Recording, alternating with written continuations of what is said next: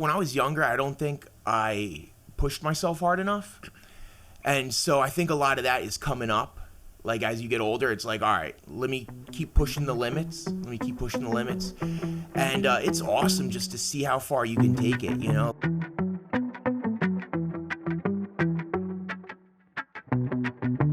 Actually, he's named after the Washington Commanders. Okay. Oh, nice. Not because I'm a fan, because he was the team dog. No way. Yeah. Oh, dude, we'll get into it. That's super cool, man. But tell us about the Washington Commanders. Yeah, the Commanders. The Commanders. I used to know them as the Redskins, yes. But no, the Commanders nowadays. We'll have to bleep that out. Uh-oh. We're going to get canceled for saying Redskins. Y'all are going to get canceled. I'll be the catalyst. It's not the first time I would be canceled either, so it's all good. But, no, so Canines for Warriors, that's the Veterans Service Dog organization that I got him from. They partnered with a bunch of teams from the NFL. I had no idea. And they called me up 90 days. I was on the waiting list for like 3.5 years. They called me up 90 days before I was getting ready to meet Mando. And they said, hey, is your job still a teacher? Are you still around kids? Yeah. 60 days before I met him, called, same thing. 30 days before I met Mando, they called and said the same thing, asked the same questions. You still at the school?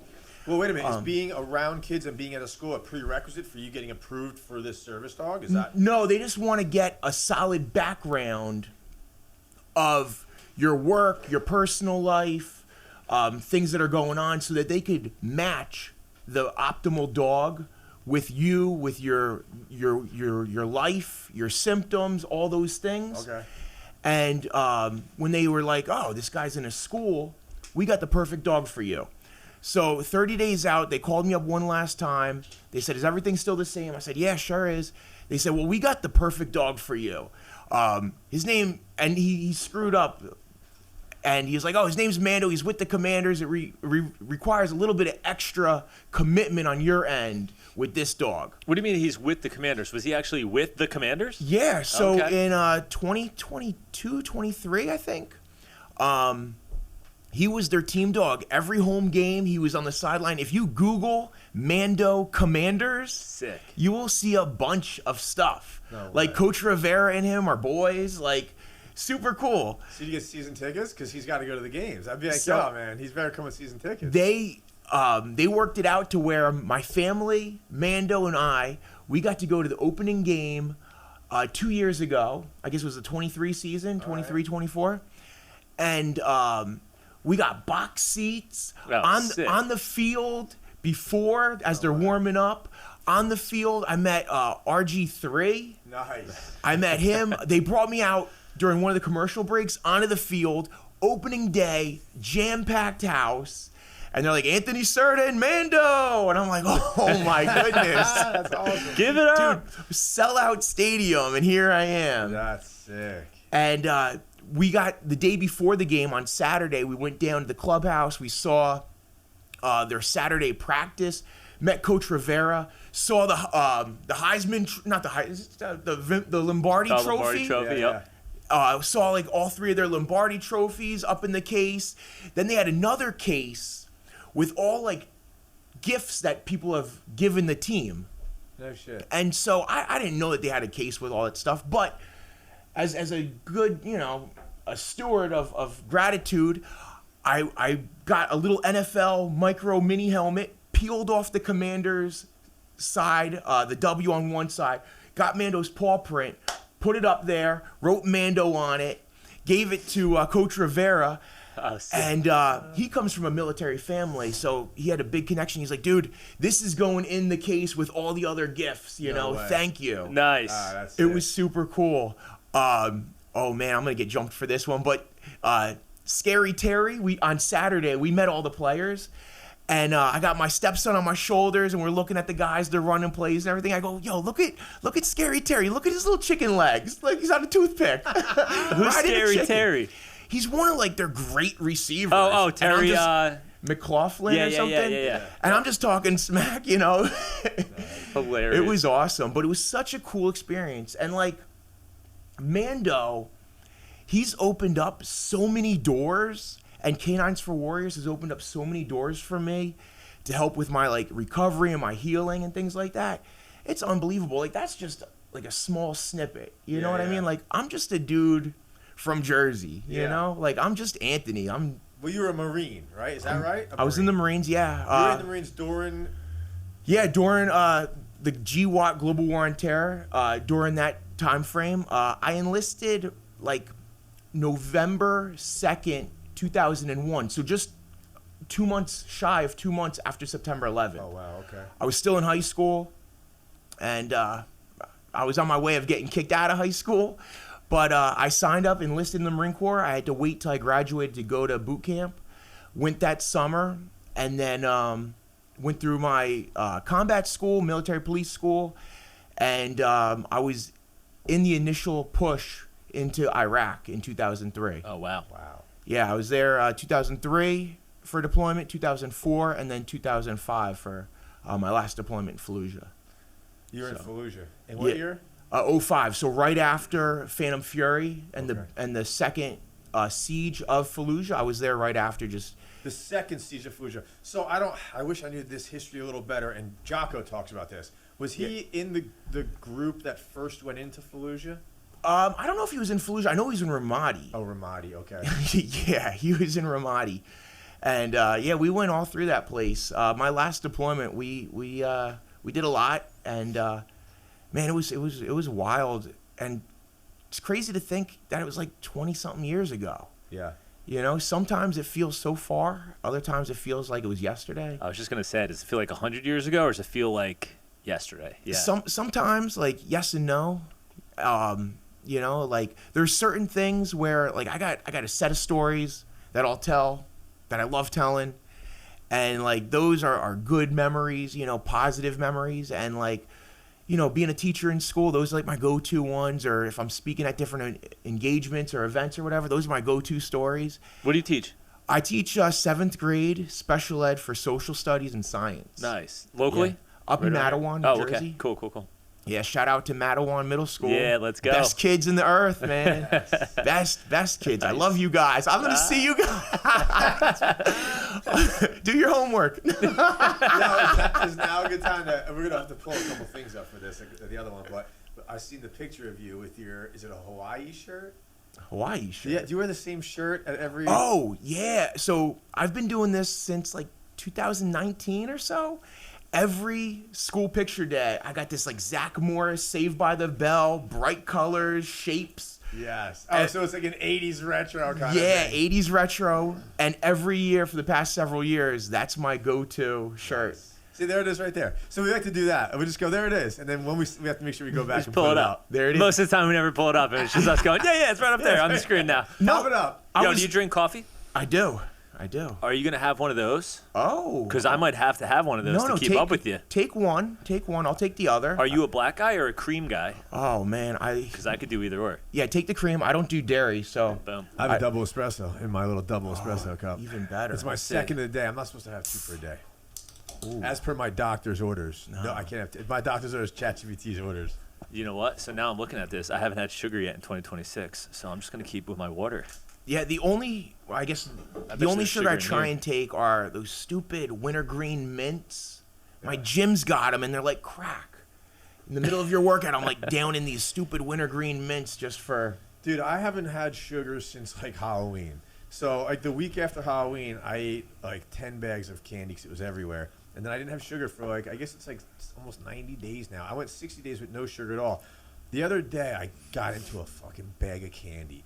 And it was like leftover. Couldn't get out of it. My wife's yelling at me. She's like, dude, that's like 3-month-old candy. But it was these little squares. I don't know what the hell they were. Maybe they were Jolly Rancher chewables. Dude, I ate like fucking 40 of them, and I thought I was going to die.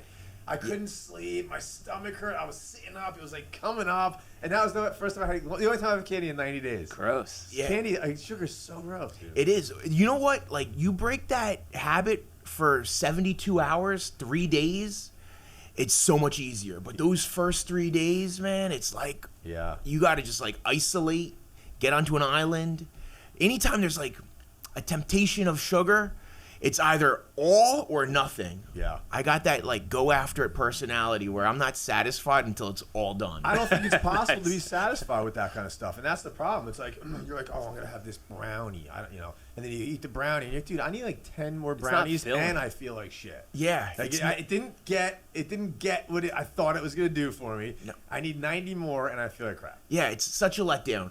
Now I quantify everything in burpees.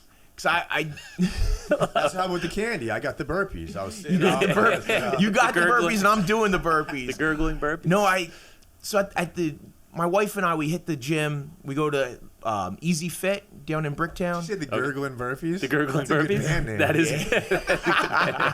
the gurgling burpees. Hardcore metal right there. That's a punk band. Just the whole crowd's doing burpees the whole time. Slamming beers, doing burpees. At your next High Rocks competition, here we are. All right, sorry. What were you saying? You were everywhere? No, I quantify everything in burpees. So it's like I'm gonna have to do 15 burpees to burn this stupid thing off. And my wife and I, every morning 5 a.m. we're at the gym. We go to Easy Fit down the road, and in between each interval, 7 burpees, 7 burpees, 7 burpees. Before you know it, easy, you're at 90, 100, 110, and it's just like, all right, we keep going. That's intense. Oh, it's good. In Yeah. between sets or in between? So you're doing like circuit training? It's What do you mean intervals? so it's circuit training. So there's 5 main stations. Each station is an A and a B, and then there's 3 substations within each station, and they're like a minute long. And then one station is the burpee station, kind of. No, and then as you transition from that A side to the B side, We got to fix this. Every time he goes to him, look, talk. It doesn't fade, right? Hey, hello, hey, can you hear me? Burpees. Oh, I kind of like that, bro. That's You like that? Pretty romantic. Yeah. I don't know. I'll fix It's it. a lot of fading. A lot of fading. No, but I've been doing burpees every day, like that I'm at the gym. Yeah. 6 days a week. How long you been that? I've been at that gym for like over 2 years now. Nice. But we started doing the burpees, I guess, in September, and we're like, 100 easy every class on top of the workout. Yeah. And it's just you see. Is that like a CrossFit class or just like a workout? What are you doing? It's like HIIT. Yep. So you got the stations that are like a minute long. You got 30 seconds in between the A and the B, and then maybe like a minute in between each major station. Yep. Just to clean up and reset and all that crap. But yeah, man, I love them. So, dude, you're like jacked. I just saw a picture of you. So we met in jiu-jitsu, and we were all doing jiu-jitsu, and then you stopped kind of going, and you were running. Or no, you started running. You're still doing jiu-jitsu. All of a sudden, you were crazy skinny. I was like, bro, is he okay? But that's from running, right? Running. So now, with how recently is this? Because now I see a picture. You went from like skinny to completely fucking jacked, dude. So I got my testosterone checked. Oh boy. Here we go. Here we go. TRT. Yeah. Dude, I got my testosterone checked, and it was like in the gutter. Really? Not as bad as a lot of people or other guys that I talked to, but it was low. Okay. And the VA, shout out to the VA. The VA gets a lot of bad press. Yeah. But man, they've been nothing but good to me. That's awesome. And the VA, I jumped through a little bit of hoops, a little bit of waiting, but they're like, "Hey, man, you're in the zone. You need it." And dude, between getting my test levels right, and I went from a vegan diet, now I'm in a pescatarian diet where I do fish for my main protein source. Nice. Is pescatarian just adding fish to a vegan diet? Yeah. Okay. At least in my definition. Yeah. But yeah, I try and stay away from dairy, eggs, all that stuff. Yeah. As best as I can. But What's your day look like? Are you consistent with like how you eat, when you eat, all that stuff? Fairly consistent. Being that I teach, like you have your periods off, so that really structures when you can eat and when you don't. But yeah, like every day it's like very similar, with the shake and then my snacks throughout the day and things like that. You do a breakfast, or you just go fast all morning until? I do my workout fasted, minus, well, it's not fasted because I'm eating those stupid wintergreen lifesaver things. You said no eggs? No eggs. No eggs, okay. And I miss eggs, man. I eat a lot of eggs. But you can do, what is it called? It's called Just Eggs, I think, and it's like a fake thing. Okay. And they're really good, or you can make it with like some beans And you like after you do this for a few years, it gets easy. Yeah, that's like with anything. know? Like my diet is so I had like a histamine thing. I thought I had a gluten allergy forever, and I was like gluten free for 12 years, and now I realize it's not that. So I'm eating gluten again, and it actually feels like the gluten is helping me. But once you and I have a super strict diet, and barely by choice, but it's super healthy. It's just like potatoes, rice, meats, and veggies. And there's like, and even my veggies are super like there's only like 5 vegetables I can actually tolerate. But it's a really healthy diet, and then once you get in that groove, it doesn't even matter. No, like, you know, like you don't even miss it. You feel good, and it's like easy. And like we don't really go out to dinner. Cause I heard you talking to Avery, yeah. and you're like, yeah, I love going out to dinner. I'm like, I hate going out to dinner. Because it's like, oh, I can't eat anything on this menu, right? That or you're picking and choosing. It comes out, and you're just like, I could do a better job than this. You know, He like was saying, he's like, I don't want to pay $80 for a steak somewhere at some nice restaurant. He's like, I could cook a way better steak at home. yeah, like last night we made. I say we, but my wife was out. I made killer Indian food.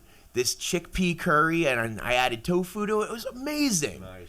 And like, I'm sure I could have gotten it better at an Indian place, but for doing it myself, completely satisfied. What the heck is tofu? So I used to eat tofu a lot, and you buy like the firm square of it, you cut that up and throw it in stir fry, right? Yeah, or stuff like that. Is that super healthy for you, or what is? It's like it's made out of soy. Soy. Yeah, right, so right. I try and limit that. Yeah. Because you don't want to have too much that's supposedly like packed with estrogen. So you don't I want have a to. theory on that, and it's basically that. But so I don't do it all the time. But like, there's other workarounds. But yeah, because the main ingredient was chickpeas, and so there's only X amount of protein in chickpeas, and it's like, all right, one serving only had 12 grams of protein. That's not going to cut it. So then you add in the tofu or tempeh or something like that, just to boost up the protein content. What's like the main source of protein if you're a vegan, like beans? Yeah, a lot of beans. Or there's like, you can make satay, which is like a wheat gluten,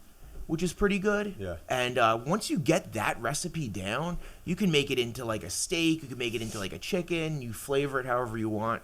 It's not bad. It's not hard to make either. Yeah. But now with the pescatarian, man, it's all tuna every day, man. Yeah. Tuna and Tuna every day. salmon. Tuna and Yeah. salmon. Yeah. Get a little tuna steaks. Oh my goodness. There's bro. mercury in that, Let me right? tell you- Oh, yeah. don't tell me about that. Come on. Well, Yeah. canned tuna, I think. But maybe I don't know if you've ever been to this place up here. What is it? Oh, Rivoli's? no.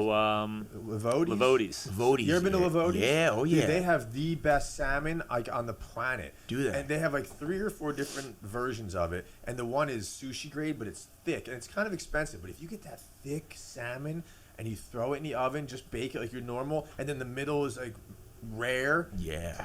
That's like way different than those flat salmons you get frozen. Yeah. You know? Yeah. Unbelievable. No, you got to go for the quality, you know?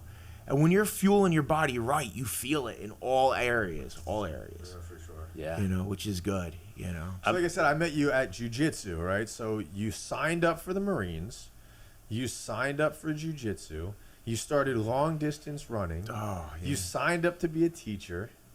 I'm just signing away. You're signing up for hard things. Dude, and that's good. Like what do you think drives you to like seek challenging things throughout your life? I love hard things. You know what? When I was younger, I don't think I pushed myself hard enough. And so I think a lot of that is coming up. Like as you get older, it's like, all right, let me keep pushing the limits. And it's awesome just to see how far you can take it, you know, like So in school, like did you not do good in school? no, man, I got kicked out of high school. So do you think it's like, so I always feel like I have this like underdog mentality. So I was like one of the youngest in my class, and I didn't do that great in school. And I say this to you all the time. I like being the underdog. I feel like there's like a drive now to almost prove everybody wrong. Do you feel some of that or? Yeah, exactly. You know, like in high school, bottom of the class, got kicked out of St. Rose. Thank you.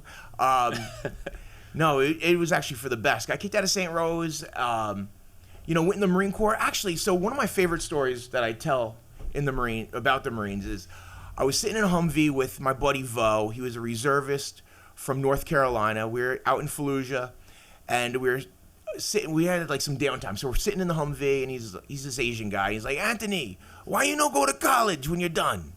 And I'm like, dude, my whole family, no one went to college. It's just not for me. I'm not a good student. And he goes, well, think about it. So I got out of the Marines.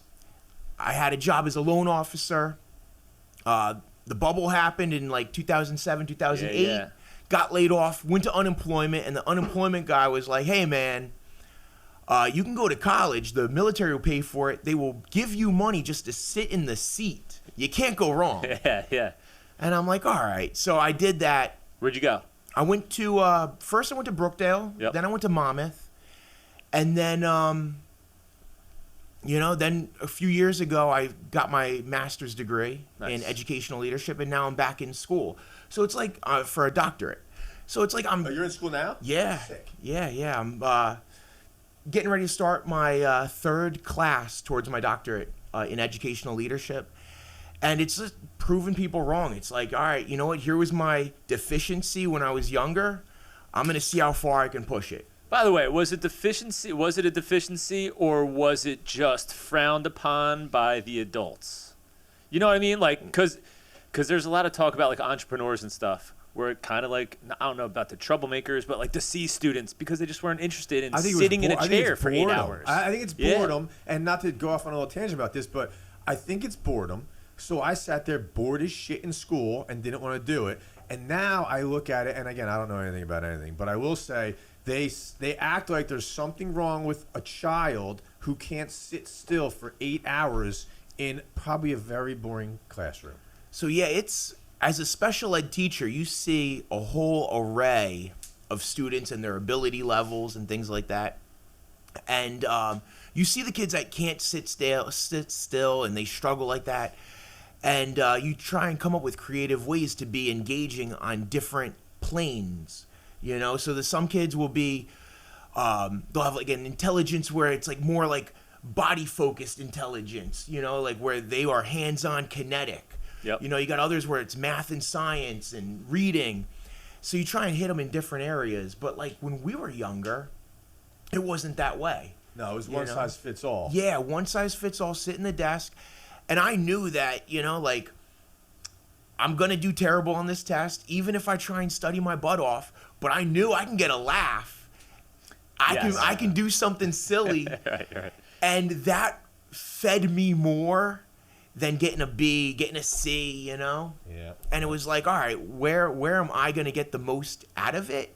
It may not be the best, but right. I'm How gonna can get I the best, contribute here? The best I can make these kids feedback laugh. to make me feel good when I'm not feeling good in other areas. I'm going to go with my strength, Yeah. That makes sense. And so, like, deficiency is, like, I was not a good student. So, like, what am I working on now in my adult life? I'm going to overcompensate and do well in my graduate studies, do well in my, doctoral studies, It's like, I'm going to prove those other people that, thought that I would never amount to anything. All right, I'm going to do this, I'm going to do this, and I'm going to have a wide portfolio of what I can accomplish. Yeah. Well, I mean, dude, you got kicked out of school. Now you're a teacher who is going to be a doctor, like have his doctorate. Yeah, I really like the kids that remind me of me. I love. Yeah, You probably see it from a different angle, and you can like, all right, how do I get this kid's engagement? Right? Yeah. So recently, from the beginning of the year, I kind of like had like this like frustration with this one kid, 7th grade, but he looks like a man. Big. He towers over everybody. He's 190 pounds. He's 6 foot tall. He could shave. And then you got kids that are like 4'8" and 60 pounds.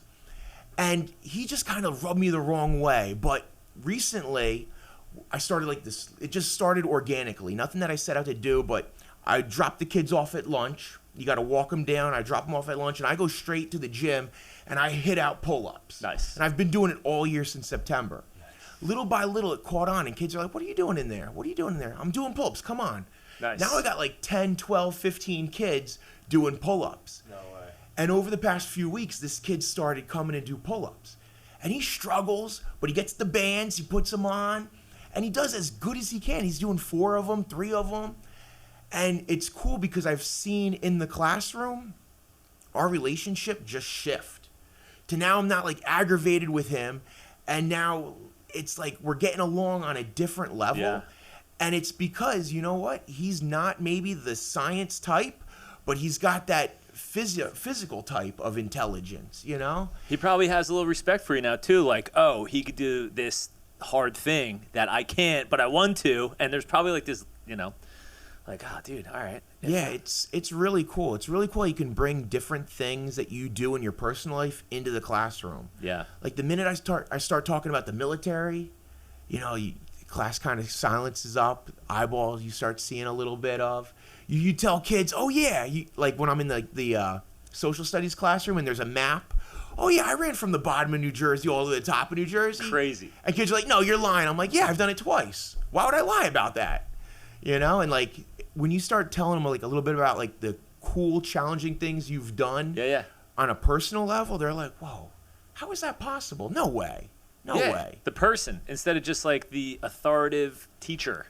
Yeah. Kind of persona. And the cool thing about being a special ed teacher is there's the main teacher in the class and he drives where the ship is going. And I just got to keep the handful of kids that need extra services, I got to keep them in line and make sure they're getting their stuff. But other than that, I have such a different role in the classroom, which is so cool. Yeah, you know? Cool. They probably benefit amazingly from you because you're just high energy and bring so much to the table that, you know, just a rando in there. It is, you know, and I'm just a open book with these kids for the most part, you know. I let them know about my failures and my struggles, and it's cool. And like talking about your struggles, man, you're walking around with a service dog. Do you have him in school? You got him in school with you? Every day. Oh, that's great. Oh, wow. And you know what? So this is his third year at the middle school, and he's changed the dynamic of the school 180 degrees. Nice. You know, like any organization, there's always, you know, some bitterness, you know, oh, leadership's doing this and, you know, the principal's not doing this and, you know, it could be done better this way. And everyone kind of like a little bit disgruntled a little bit. Then you got kids just nagging on you all day and parents and it's like, oh. And it can bring down the morale of the building. Yeah, yeah. And it can bring, like, I'm sure you've seen it with Dwyer, you know? Yeah. One person can bring down a whole department. Yeah. Or one animal can just change everything. It's unbelievable. Mando started coming to school. Kids will have a rough day. You know, like whatever it's going on at home and they bring it into school, whatever. They'll come up and, hey, Mr. Certa, can I make friends with Mando? I'm like, yeah, you know. They lay on the floor, they pet him, you know, and or they'll throw something with them and Mando will play fetch with them or lick their face or whatever. And it's just changed everything. Teachers will have a rough day. And they're like, hey, can I make a friend? Yeah. And like they'll get on the floor and they're like, oh, where's my Mando love? Nice. You know? Nice, dude. And it's so cool. And like, I never had a dog growing up, you know, and just. This is your first dog? Yeah. Yeah, nice. Yeah. And I honestly didn't think that it would have made a difference in my life. But dude, he's changed my life 180 degrees. It's cool. You know, so grateful. I had my first dog we had a dog when we were kids. We were like 18 and my parents got a dog. But my first dog, my wife pretty much said, we're not getting married unless we get a dog. So I was like, I don't want a dog. She's like, well, we're not getting married. But yeah, when you get a dog, it just changes everything. And it's like this, I feel like the dog is always there when you need it. You know what I mean? But then you got to make sure that you're there for the dog. So walks and things like that. And it's easy to neglect the dog. So it's got to be a give and take, you know? Yeah, absolutely. You know, and... You know, like the days like that I'm struggling, like with my mental health and PTSD and all that stuff and depression, he jumps right up on bed. All right, come on, we gotta go. He brings a toy and he's like got this like, and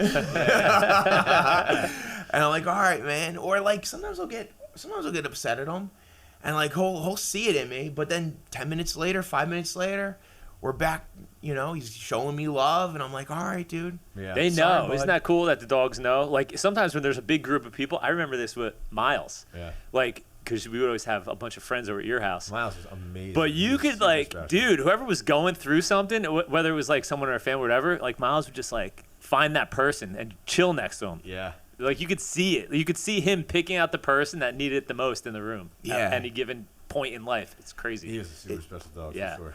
It's so cool. Yo, so running New Jersey. Yeah, man. So you ran New Jersey, right? But a couple times. My biggest thing, and I was thinking about you today because I was getting in the cold plunge today. I just got back from Hawaii, And the last 3 days, I had 3 weeks not going in the cold plunge. So I was in today at like 30 seconds. I'm just like, oh my God. And then I'm like, wait, well, what's the problem? It just kind of like hurts a little. It stings. All right, keep going. And I was thinking about how I run sometimes. So I don't run like you do, but sometimes your legs, it's like, all right, it's just my legs. Just push through. But how do you push through running at New Jersey? So I love the cold plunge, man. We're gonna get into that next. But so ultra running and a 5K, completely different. A 5K, half marathon, like you're pushing hard for only a little bit of time. You're not walking, like you're going all out, like you want to feel like you need to vomit by the end of the race. But with an ultra, there's a lot of walking involved, you know? So 5K almost feels like a sprint to you. Yeah. If you run a 5K hard, you should pass that finish line and you want to vomit. Like You that's do 5Ks done right. too? No. No. Not. Have you? Yeah. I'm sure you have. Yeah, It's yeah. like, bro, I do like Yeah. 8 a day. Yeah. Well, No. right. Is that like your normal run? Yeah. Like at least half hour. Nice. Every day. But yeah, so ultra running is super cool. So the first time I ran New Jersey, the length of New Jersey went from High Point to Cape May, and it was just about 200 miles, and it's all downhill. And we actually did it for a nonprofit organization called Dylan's Wings. And Dylan was a boy who was killed in the Sandy Hook shootings. And his father created this nonprofit, and they go to schools and they do different workshops with students. It's super cool. But we ran the length of New Jersey, me and 2 other guys, to raise money for this nonprofit. Dude, it was so cool watching you. I was following you Yeah. live. Like, you kept popping up. I was like, dude, what? When was that? Huh. How long ago was it? That was 2022 or 23. Nice. It was a while ago. Is that And- before that? Was that the longest you ran? Yeah, before that, I ran 100 miles maybe once or twice before that. Couple 100 kilometers, which is 62 miles, a few of those. But running 200 miles, it was completely new. And we had a support vehicle, so every like hour and a half, we'd meet up with the support vehicle in a parking lot somewhere, get some food, rest for a little bit, and then you're on your way again. That was a really cool time because it was all new territory for me. Back in October of 24, I believe, a buddy and I, we did it the opposite direction from Cape May to High Point, and we set a record for the fastest known time Really? to go from Cape May to High Point. Is that a running route?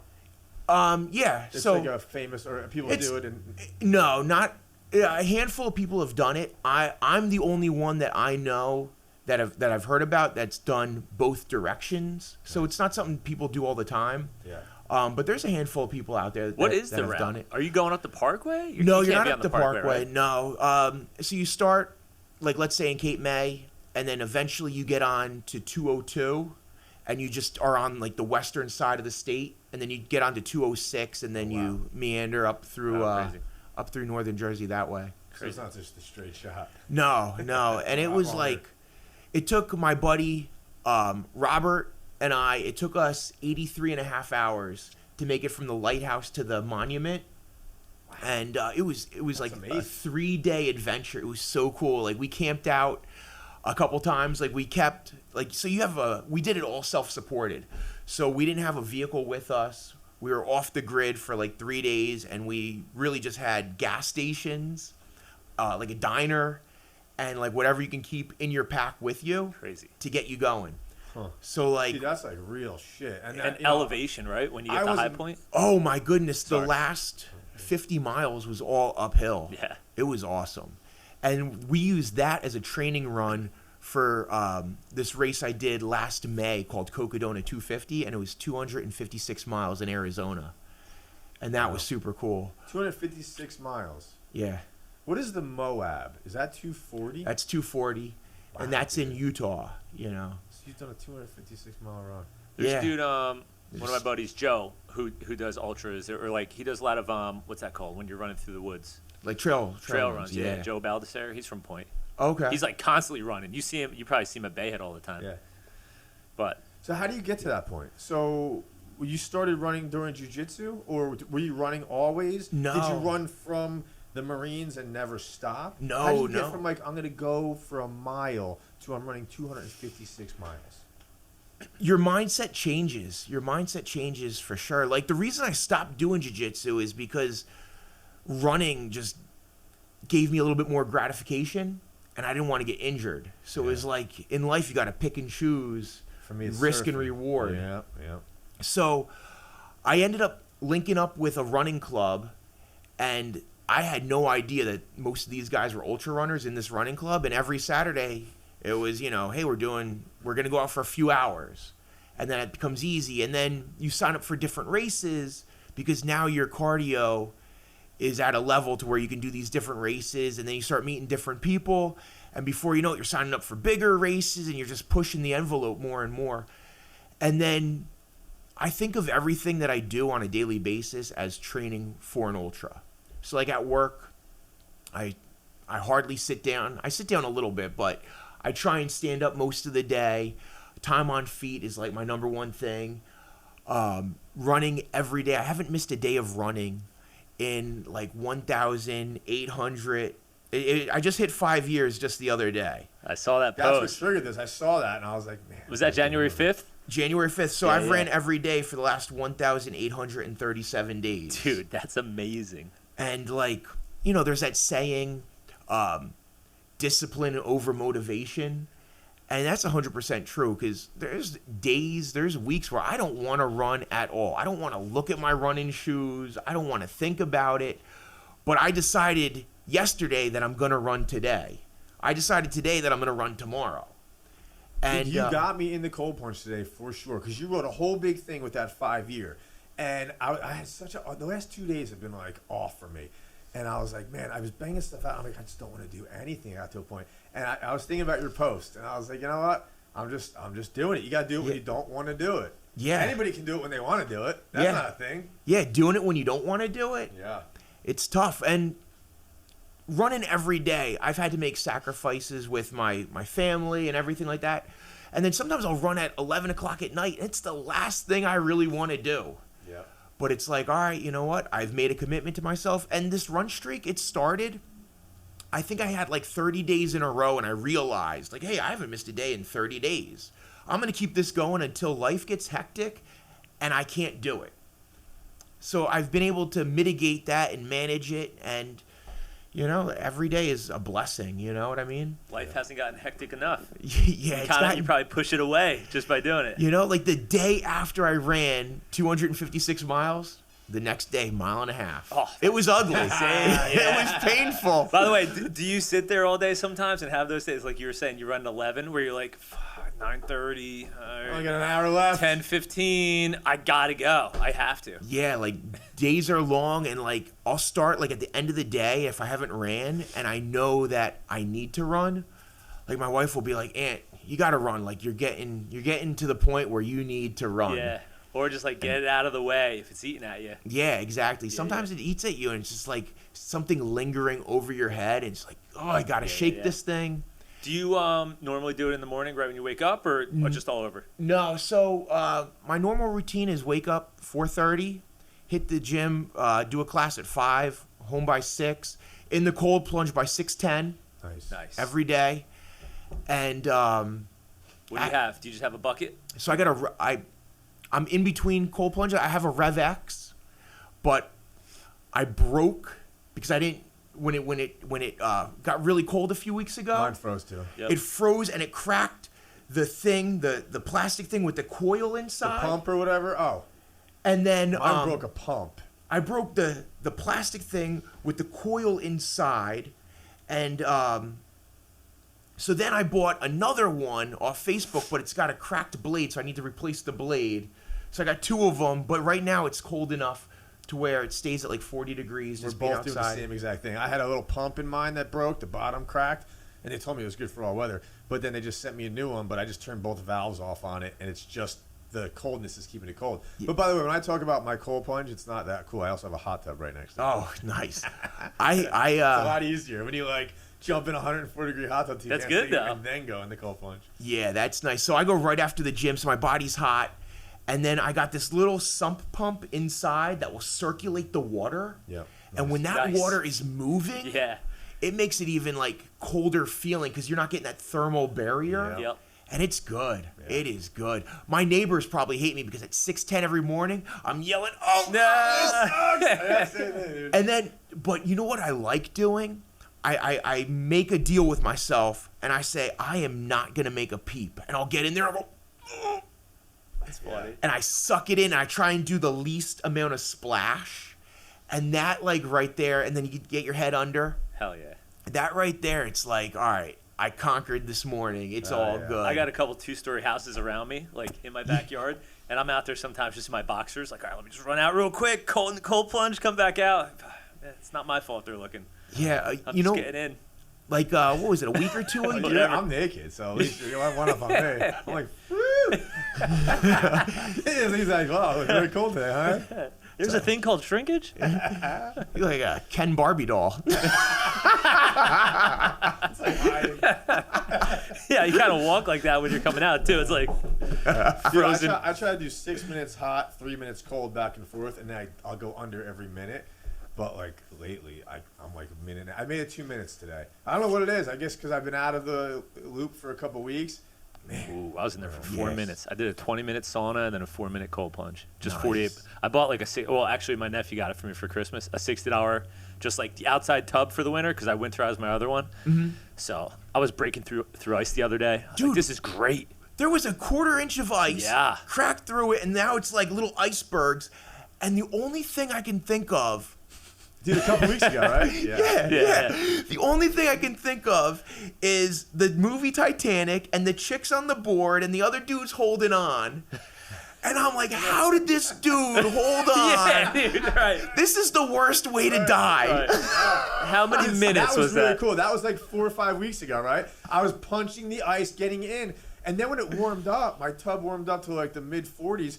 It was easier when it was that cold. I felt like because you just get so. We were talking about that. You just get so numb. Yes. That like 30s Yeah. is kind of easier than like the mid 40s. Dude, Oh one my- day the temperature read like 30 degrees. It's like below freezing, but just didn't freeze yet. Yeah, I have this little I don't know if that makes sense. Wi-Fi pool thermometer.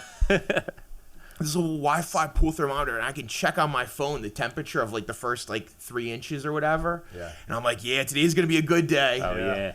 And I love that, man. It's awesome. It's Love the it. best feeling. And I think it said like it burns body fat, like the brown fat. And I definitely notice like the colder it is, like I just feel leaner when I get out. Yeah, for sure. You know, it's a good feeling. That's hilarious. I took a picture of myself when I got out, and I was like flexing in the mirror and sent it to my wife. I was like, look at this. My Yeah. body's all like, Yeah, it's a looking good. good feeling. That's how I'm in my sweatsuit. I just got out. it's still trying to warm up. How are your feet? How do you maintain your feet if you're running that far? Oh man, my toenails, my big toe, I have the nail has regrown, but there's like one piece of my big toe where that nail did not fall off, so I've been cutting around it. But yeah, my feet usually hold up pretty good. I'll miss a toenail here and there. I usually always have like a dead toenail. Yeah. So they'll just fall off completely and then grow back? Yeah. Yeah. Yeah. When you're running really far, usually like you got to mitigate your blisters as they come up. So like when I was doing Cocodona to run 256 miles, it took me 109 hours and change. And I don't know, every 15 miles there was like a really nice fully stocked aid station with medical staff. And I'd take off my socks every few hours.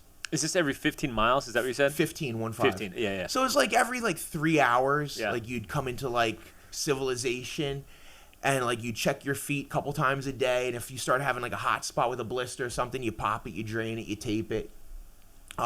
Your socks, like when you run enough, like you know it works for you. So I love, shout out to Injani.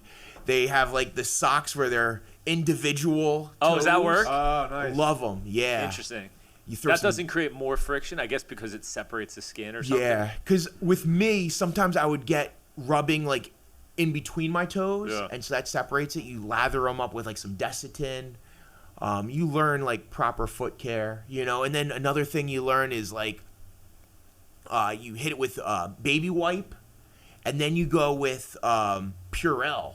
you Purell your foot, and that draws all the moisture out, which is nice. While you're running, then you throw a sock over it, or is that like nighttime care? No, while you're running, yeah. wow. So every like couple hours when you check your feet. Yeah.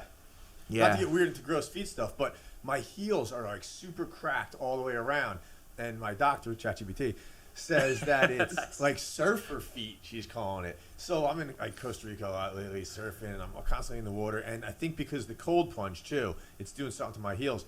So I have a thing now where I just started last night.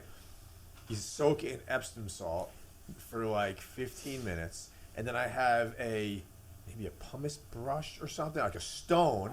So I'm scraping it with stone, and then there's a cream, and then Vaseline, and then my socks. Yeah, I was gonna say, yeah, lotion them up, socks. It's the best thing. Yeah. Yeah. Epsom salt. That's like bath salts. That's day one. Yeah. Is that what the I people was eat? eating them. No. Yeah. Turn into Eating zombies. Eating Epsom faces. salt. The zombie run. So we start by eating a bunch of bath salts. So this is and what you then, do. Eat some bath salts. Get 5 cans of whipped cream. Huff those.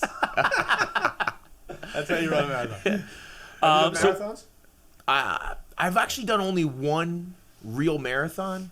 That was this past year for the Marine Corps Marathon, their 50th anniversary. Cool.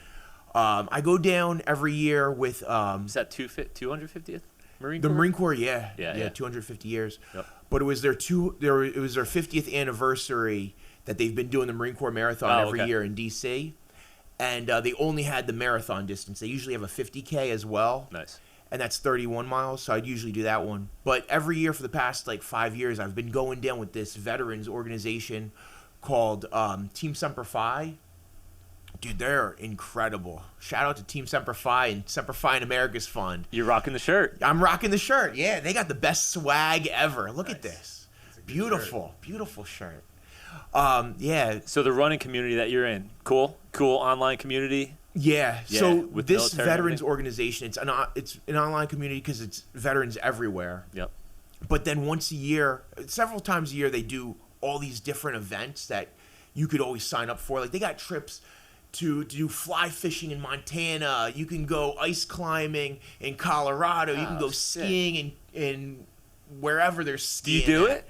No, I don't do it because it's hard to get off work. Yeah. But every year they do this really cool thing called the PTSD Century Hike. I did that a couple years ago, and for a week you walk with other veterans about 20 miles a day for like 8 hours or so, and you walk through wherever it's at. So every year it changes, and it's really just like getting stuff off your chest all day for a whole week, and before you know it, you walk 100 miles with other guys, and it's super That's cool. great. But yeah, Team Semper Fi, they have this thing called the Runners Battalion, and every year they fly everybody who's part of this running organization to DC. They put you up at like this incredible hotel. They take care of everything for you. You feel like a rock star. How did you get into all this stuff? So like I have my brother-in-law is just it sounds like he's probably going to be retired from he's in the Army like in the next maybe year or so. But my other buddy just retired from the Coast Guard. How do you get into all these different things? Like he's going through something called Seven Eagle, I think, right now. It's kind of like that skill bridge Okay. coming out of it. Did you do anything like that coming out? No. When I got out, they were just like, all right, Ant, have a good day. Oh, really? Yeah. Thank you for your do the- service. You do the sea bag drag, you pack your car up, and you figure it out. Nice. What year was that? 06. So it was a Oh, while okay. ago. Did you go to Paris Island? I did. Nice. Yeah, right in Our the middle grandfather of was July. down there.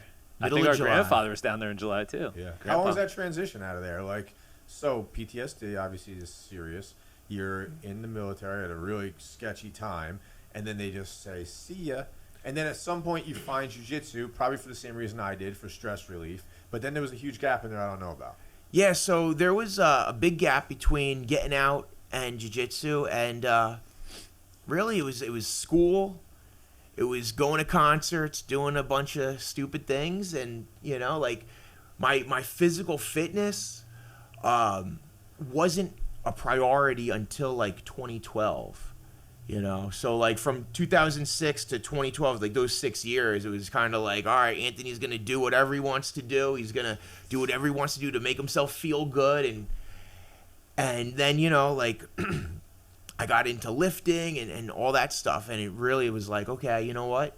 this is what really makes me feel good.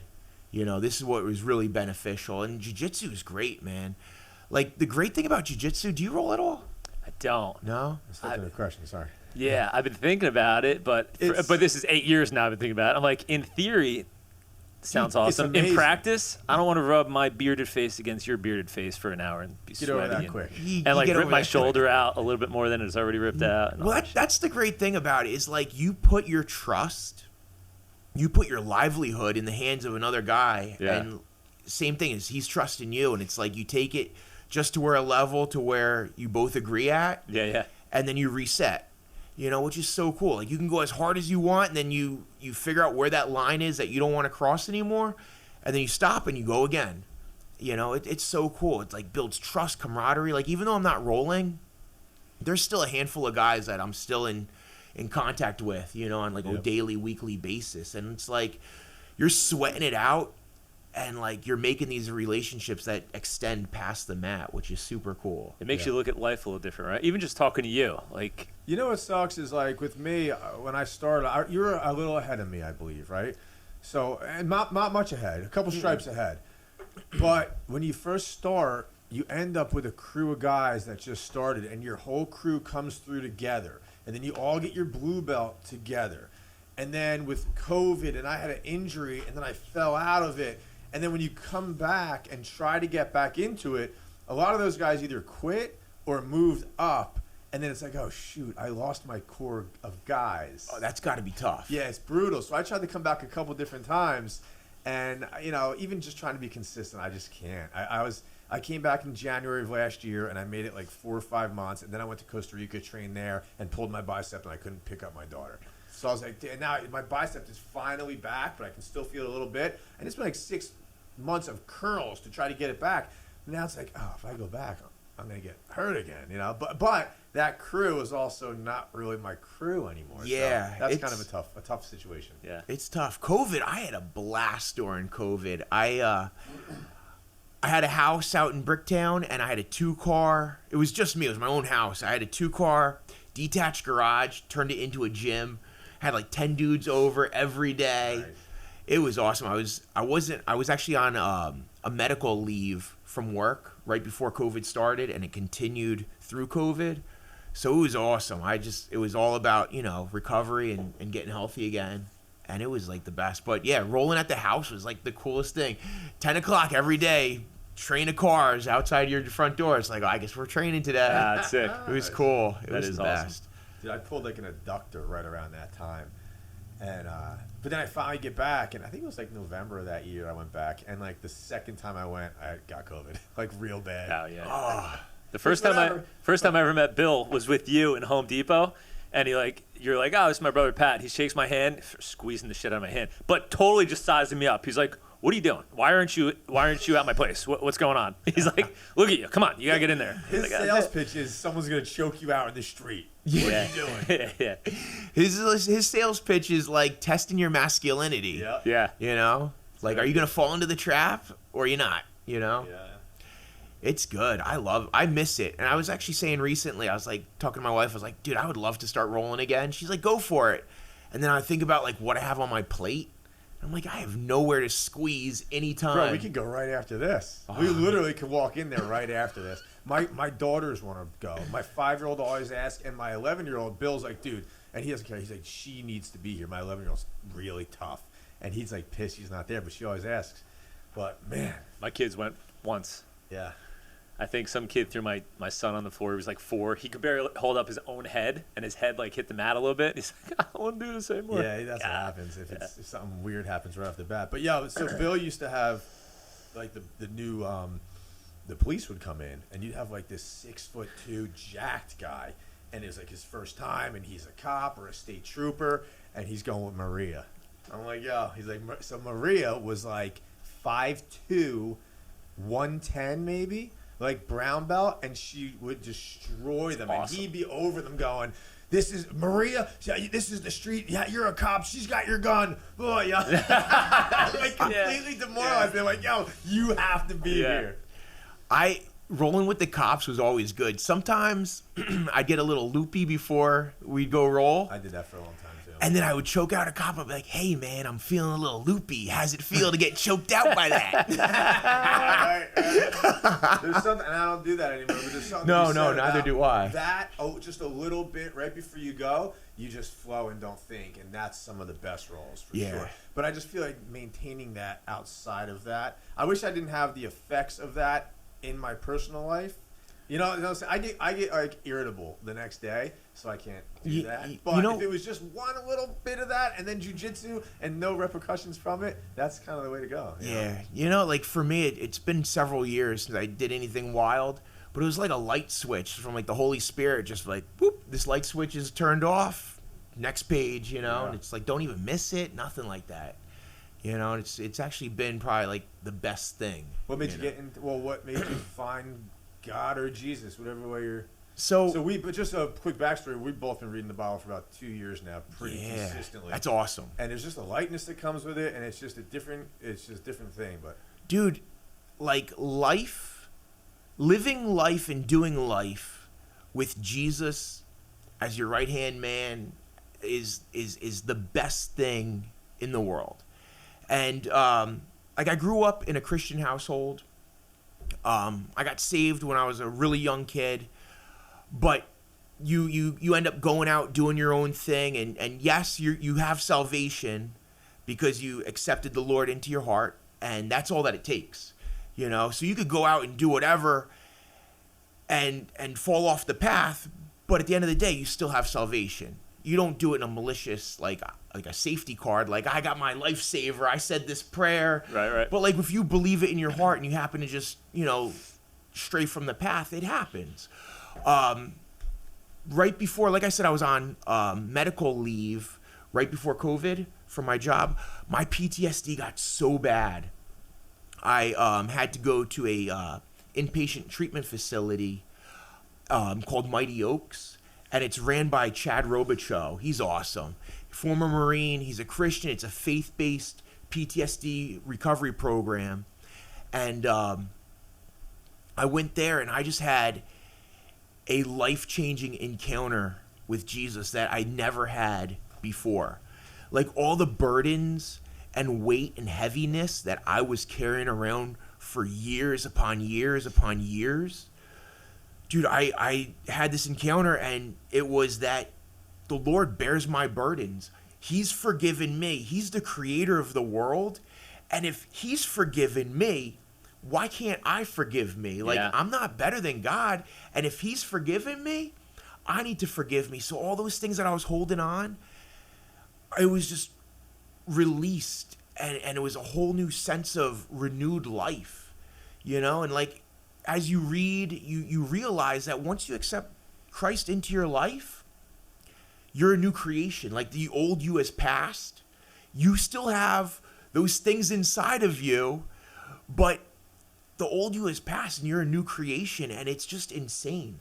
And like when you realize and you take that in and you live by that, it just changes everything about everything. Like my walk with the Lord, it's not religion, it's a relationship. It is the best relationship in my life. And it's crazy because it doesn't happen overnight. Like the process of sanctification, it happens over time. You know, like you're not going to go from this way to that way overnight, but things will be stripped away that aren't in line with God.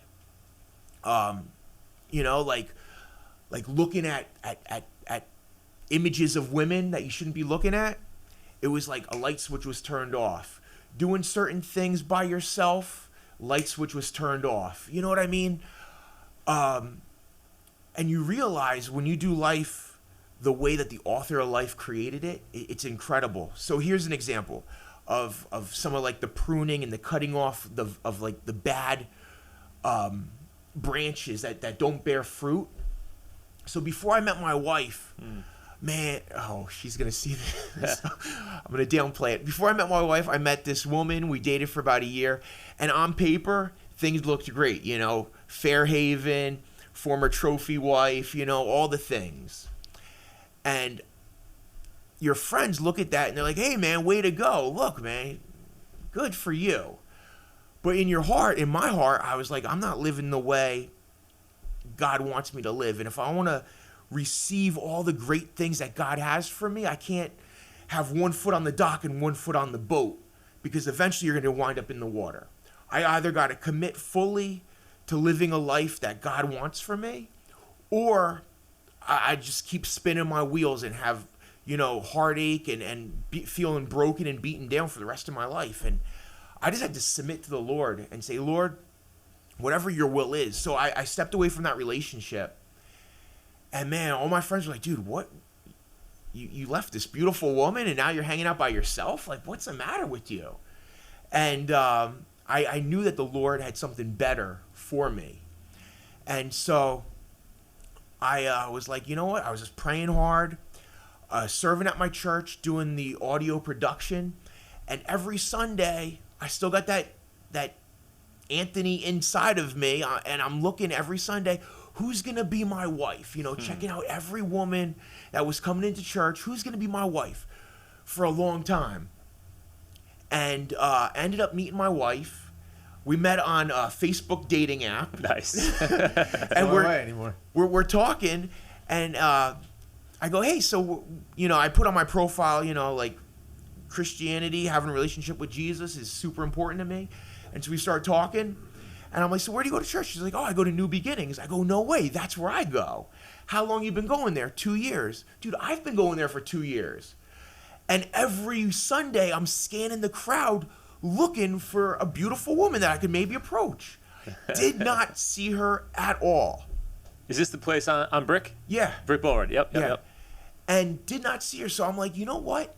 The Lord shielded my eyes from her because she is beautiful. Blonde hair. She's athletic. Beautiful smile. She laughs at all my corny jokes. Like, at that time, I just wasn't ready for her to be revealed in my life. But through putting the Lord first and just living a life obedient, it was like, all right, this prayer is answered. So now I got an amazing wife, 2 awesome stepkids. Like, I could have never dreamt of it being this good. And like, that's just like one like little tidbit of how good the Lord has been in my life. That's great. Like it's funny you say he's forgiven me. And not exactly like this, but why can't I forgive myself? Yeah. Which is, I feel like I've heard that a couple times recently, So you're so hard on yourself, but he's forgiven you. So why are you bearing that cross? Is that the... Yeah, like he says, like, he says, like, my yoke is easy. Let it come upon you. It's like, it's the image of like the old mature ox being yoked up with that younger ox, and he's leading him and showing him the way, and he's doing all the hard work, and you're following along. And like, once I had that image in my mind of like, I don't have to carry this myself, it just changed everything. And that like freedom of knowing that like I don't have to carry that stuff anymore. And like when you're younger, you make these decisions where you think it's like machismo and, oh, this is what I'm doing out in Iraq, and you don't realize the magnitude and the longevity of it and the weightiness of it. You think it's all fun and games, but 20 years down the road trying to process different things, it's like, man, I'm a piece of crap. You're still carrying some of that shit where you're like, man, maybe I don't need to. Yeah. Even at that extent. I mean, people that haven't been through kind of the ringer of Iraq, it's still the stupid stuff you do in your kid. That stuff matters. That stuff carries for sure. Yeah, and it's like, man, you know what?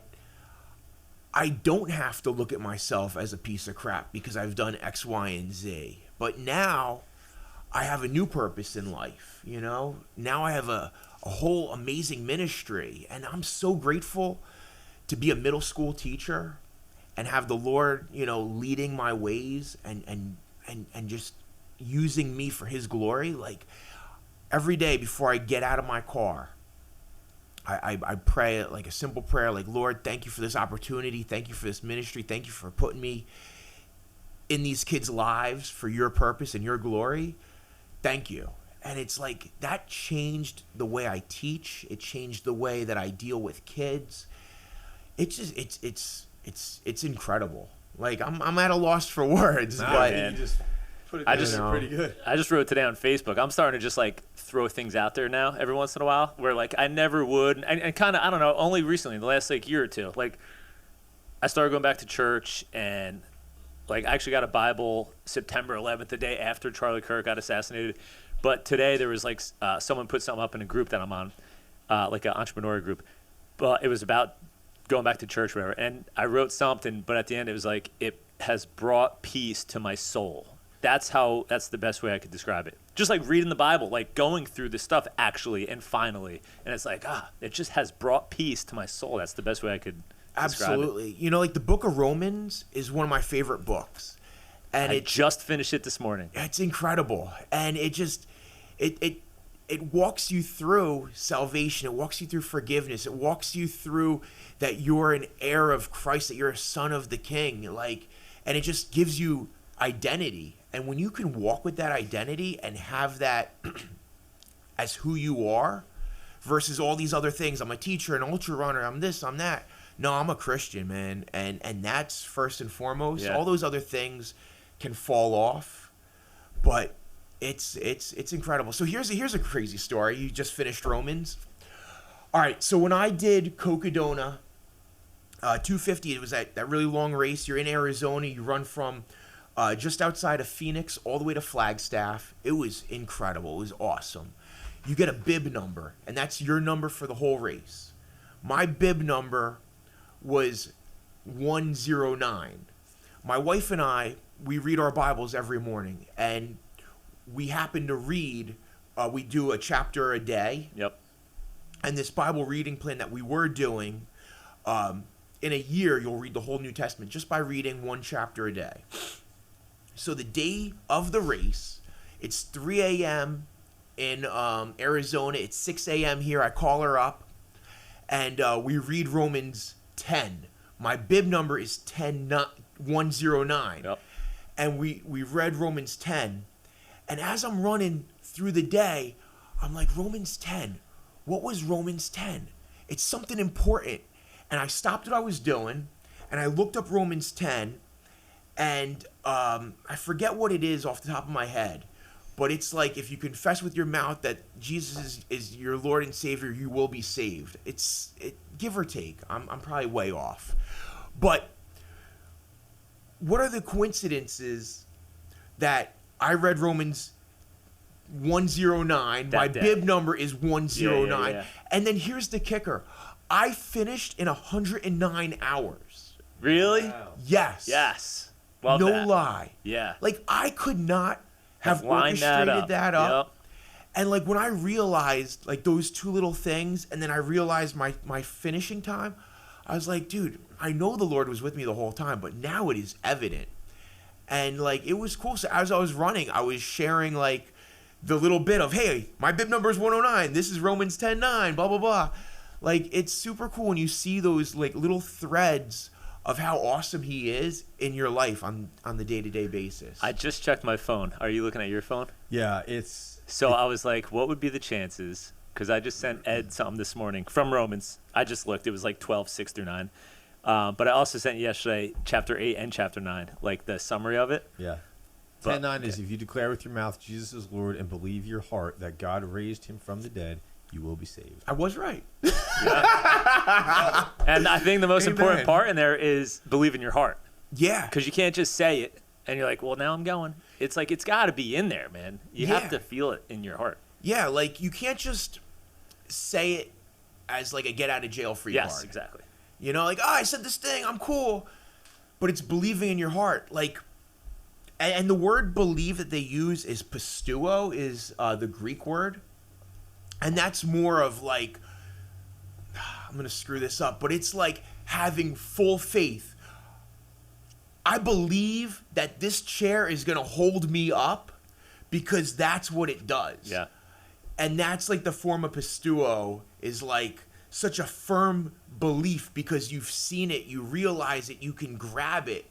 And like, when you sit in this chair, you know it's going to hold you up. You know that that's the purpose. And that's the word, the translation of it, which is really cool. Like, there's this pastor that I love. His name's Joby Martin. You got to check him out. He's down in Jacksonville, Florida, Church of 1122. He's this jacked pastor. He's got a big beard. He loves football. He loves hunting. He rides a Harley. And the things that he says, it's so easy to understand. But the minute I try and explain it to you, I sound like a big goon. He says it so well. He says it so well and so clear. And I watch him. I listen to his podcast. I can't get enough of him because everything that he says is so clear and to the point, and it's like eye-opening. And then it's incredible because a lot of times in like the Christian church, men are like not necessarily the most masculine guy, you know? And that's one of the really cool things about his church is they spent the last several months going through what is a biblical man. And like it's more than just protecting and providing or seeing how much you can consume. It's about being the leader, the head of the household, being a shepherd. And it's just awesome. And I really, if you guys got a little bit of extra time, Yeah. Joby Martin, Church of 1122 down in Jacksonville, his and all the pastors they have on staff, they're just incredible. I think I might have seen it on your Facebook the other day, but it was a girl talking about a glove, and I've seen it before, and I was like, oh, that's really good. It's like, well, what is the purpose of a glove? It's nothing. If it's on the table and it's just sitting there, there's no purpose for it until the hand is in the glove.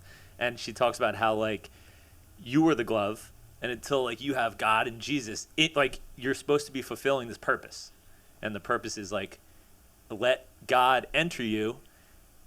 As like, you know, a glove fits on a hand or a hand fits into a glove. Like that's the purpose of it. Yeah, and when your hand is in the glove, it's doing the purpose that the glove was intended to do. Yes. And when the Holy Spirit is in you and you are flowing in the Holy Spirit, you're working with the Holy Spirit, you're being used through the Holy Spirit, you're doing his purpose on earth, you know? And like, we all want to get to heaven, but you know what? Like, bringing heaven to earth is like my main priority. Nice. You know, Yeah. like, and people are like, oh, how do you know if you hear from God?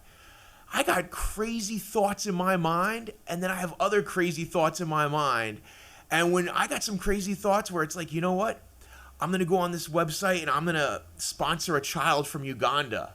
I'm going to sponsor another kid from Ecuador. Like, that's not an Anthony thought. That's a God thought. Like, I'm going to run 200 miles for Dylan's wings. Whatever, you know? You know, like, I try my best to use every interaction that I have with other people as an interaction as a representative of Jesus, you know? Yeah. Because a lot of times, believe it or not, man, our interactions that we have with other people, that's as close to church that they will ever get, you know? And a lot of people have a lot of hurt from church. And, oh, all they want is my money, or there was a pastor that said something rude to me. But you know what? If they can see you interact with them, it's like, okay, you know what? Not everything is like that. It's not all about that. Right. You know, and it just brings peace, Yep. you know, to all aspects. And I am a jerk. I do make mistakes, but you know what? Like, if you lead with that biblical perspective, you can't go wrong. You know what I mean? Like forgiveness, love, grace, compassion. You know, you can't go wrong. Like dealing with seventh graders, sometimes I don't want to have compassion, but then I think it's like, you know what? Got to show them a little grace here. Yeah, like what else is going on in their life? You know, like how does like it's not a religion, but your belief in Christ and being a Marine affect how you teach and deal with the kids? I think they go hand in hand, for real. Is it hard to just piggyback on there? Is it hard to come from that military background where it's like very specific, you have to do the thing, and then you're in a classroom with like some kids that, not that they're wild, like, but doing the thing. It's just like a wild, you know, scenario where you're like, things must be in order. What's going on? Yes and no. Like, there's a time and a place for everything. Yeah. Classroom management is huge. You know, like I expect the students to follow a certain procedure every day, you know. But then I also know that they're kids, so they're gonna goof around, and I have a great sense of humor. I'm always telling jokes. I'm always goofing around, and that really breaks the ice on so many levels. Yeah. To where, like, if they can flip the switch on and off and go from like laughing and joking to locking in and getting their work done, we can have a lot of fun. That's the trick, right? You know, but Isn't if there's that lag of getting from having a good time to like getting into work mode, then I can't shift back and forth. Yep. You know, It's easier for you to do what you're best at if they are coming along on that ride with you, of being able to shift back and forth. Like, all right, let's lock back in. yeah, Well, that's absolutely. like having kids. Like Yeah. with Eddie, I'll joke around, and then now it's serious time. Like if we're joking around during homework time, forget it. If you get him out of that homework and into joking around time, pulling him back is very, very difficult. Yeah, Because the lock-in time doesn't have to be that long. Like, let's just lock in for a little bit. Let's bang this out, and then we're back to doing whatever we want to do. yeah, and then there's certain things you can do to manipulate their thought process to have them re-engage quicker. Like, if they're all goofing around, you go, all right, everyone, put your hand on your nose, rub your stomach, 2 + 2, and it shifts their mind, you know? And write your essay. Yeah, and then, okay, now we're going to get in. Right. And, like, takes them from, like, being, like, in a dysregulated mentality to, like, shifting gears. It activates something Yeah, what does differently. Tony Robbins calls that something. It's like just a quick shift, you know. But yeah, it's crazy with kids because I feel like the thing I used to do with the business, and you probably do it with school, is getting us to lock in too. So you have to lock yourself in sometimes when you get something done. And for me, I used to just do a 20-minute timer. Like, Yeah. boom. Like you said, it's only a little bit of time. You set a 20-minute timer. You used to do a core 5 to stay alive. So throughout the day, we'd have 5 things that were 20 minutes. You hit a 20-minute timer, you lock in, you focus just on that, you bang that task out, and then you can move on. Without distraction. It has to eliminate the distractions because you know I only have 20 minutes. You're Yep. like battling the clock where it's like, I got to bang this out. Next time. Yeah. Yeah, yeah. With the kids, I mean, I've actually tried to do it with the kids, and it does work. Like, oh, you have a 20-minute timer to do these 10 math problems. How much time left? How much time left? There's no way I'm gonna make it. So I'm gonna try. Definitely different than like managing ourselves for sure. Yeah, you know, managing yourself is a little bit easier than managing kids. Right. But you know what? Having like a good balance of like relaxation, and then your work and things like that. Like I'm a huge component. Santa Claus gave me this incredible gift this year. It is a office chair for my classroom, but it reclines 180 degrees and it's got a kick out for the feet. Nice. Huge proponent of a 10-minute nap during my lunch. Nice. It's a reset, and it's like, okay, now my mind's clear and I can re-engage for the rest of the day.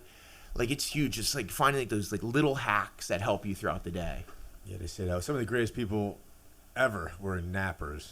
Like Einstein and Edison. And Little I think napper. Edison, one of them, I think it was Edison, used to hold a tennis ball in his hand, lay on his couch in his office, and take a nap every day. And as soon as he dropped the ball, he woke up. Like he just to doze off, and then the ball would bounce, Interesting. and he knew it was time to get up. That's almost like meditative. Like Yeah. you fell into something. Yeah. Yeah. That's all he needed. I'm going to try to reframe this before you even say it. But I think the whole 6-7 thing, I view it as a good thing and a connection between adults and kids. Because, like, adults say it all the time, 6-7. too, messing around. But I also know, and you might be different because you're in the realm of in a school, and it might be completely crazy. And you also have the other teachers around you that are, saying what they're saying about it.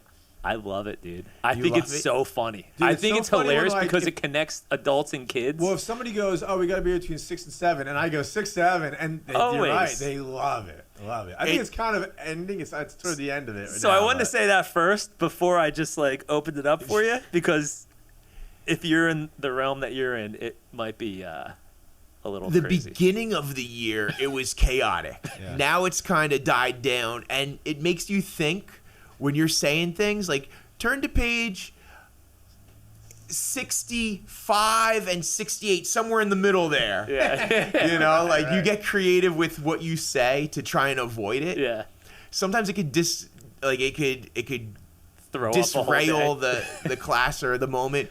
But then you know what? Like they're kids. You just gotta laugh. It's Yeah. like, oh, you got me. I'm hearing the You word know. aura now. I don't hear 6'7" much, but I hear aura. Aura. Aura. Do you hear aura at No. school? No. Oh, yeah, he has aura, Daddy. Do you know what aura is? One kid told me that I have what is it? Like the stories. Fable? No, what is it? Is this like a new slang? Yeah. Nice. It's what is it? It's a stupid word. The He's other like, thing is like when the kid, lore. You have lore. Lore. Lore. Nice. Aura, yeah, I'm like, yeah. I guess I do. Here's a bunch of stories. But yeah, Dude, Where if they're does it even doing come stuff and I'm from? getting sick of it, like they're like 6'7", I just know if I start saying it, then eventually it goes away a lot quicker. It's not cool if like the parents are saying It's it. you know? hilarious. Daisy doing the 6'7", her hands 6'7". move so fast. 6'7".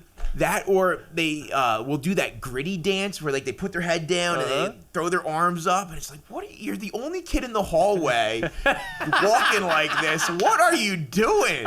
Who are you impressing? Like, I was a big fan of the gritty for a while. Eddie had a real good gritty. Yeah. I'm like, yeah, do the gritty. He had like a slow-mo gritty. He was really dialed in. I Dude, like it's great. I feel like if you could accept that moment, and maybe in an 8-hour class it happens for 7 hours. I don't know what middle school's like, but if you just accept it for what it is, then it passes. Then you're back onto the thing. Yeah. But if you try to fight it, then it's just gonna keep going on and on. Dude, feel I like. heard the girls. I could be completely wrong because I'm just in my house with my 3 kids. Yeah, in the summer, the girls' softball team at the Little League, I hear they're counting off their jumping jacks. 5, 6, 7, 8. They're Oh, like yeah. 6, 7ing their jumping jacks. I did. So yesterday I covered another class because a teacher, she had a half day, so I covered her class during my lunch period. And I go in there, and it was a class of special ed kids where they're a little bit more severe than I normally work with. But they're awesome kids. One of the kid was on the wrestling team. This other kid was like, oh, you were in the military. I go, yeah. So we start talking about that a little bit. And he goes, do you like to do push-ups? And I go, yeah, we can do some push-ups. He's like, yeah, let's do some push-ups. And I'm like, how many are we going to do? He's like, 100. Let's go. All right, let's do 100 push-ups. So we banged out like 30. And then I was doing like math with them. Then we'd do sets of 10. And then I would count out everyone. 1, 2, 3, 4. And they get to 6, 7, and the whole class is like 6, 7. Yeah, I'm yeah. like, oh, here we go. He was doing them too? Oh yeah, Wow, yeah. nice. Me and this other kid. This little kid, I think he's a 7th grader, Either 6th or 7th grader. 6th or 7th grader. 6, 7. Got him. This kid, he was the coolest kid.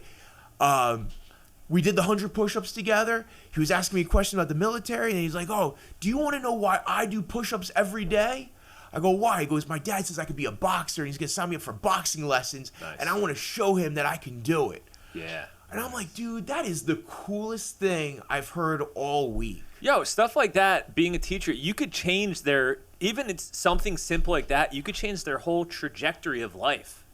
Just that one moment. I feel like that's like definitely a thing. Yeah. Like when you have these little connections with the kids, where you're like, all right, I will do that. Let's do that for a minute. It's super cool. Like I was saying before, like that pull-up club Yeah. that we got going, like it's changed relationships with like several students. I got a couple kids where they're like, all right, Certa, I'm not leaving until I get 20. I'm doing sets of 5. Nice. You know, and it's just like so cool. And like, You ever with- read Way of the Warrior Kid? Those You know Jocko what? Willink books? I bought the whole set for Christmas for my younger stepson. He's 10 years old, Yep. and we have to read them together because like he won't read them on his own. Yeah, yeah.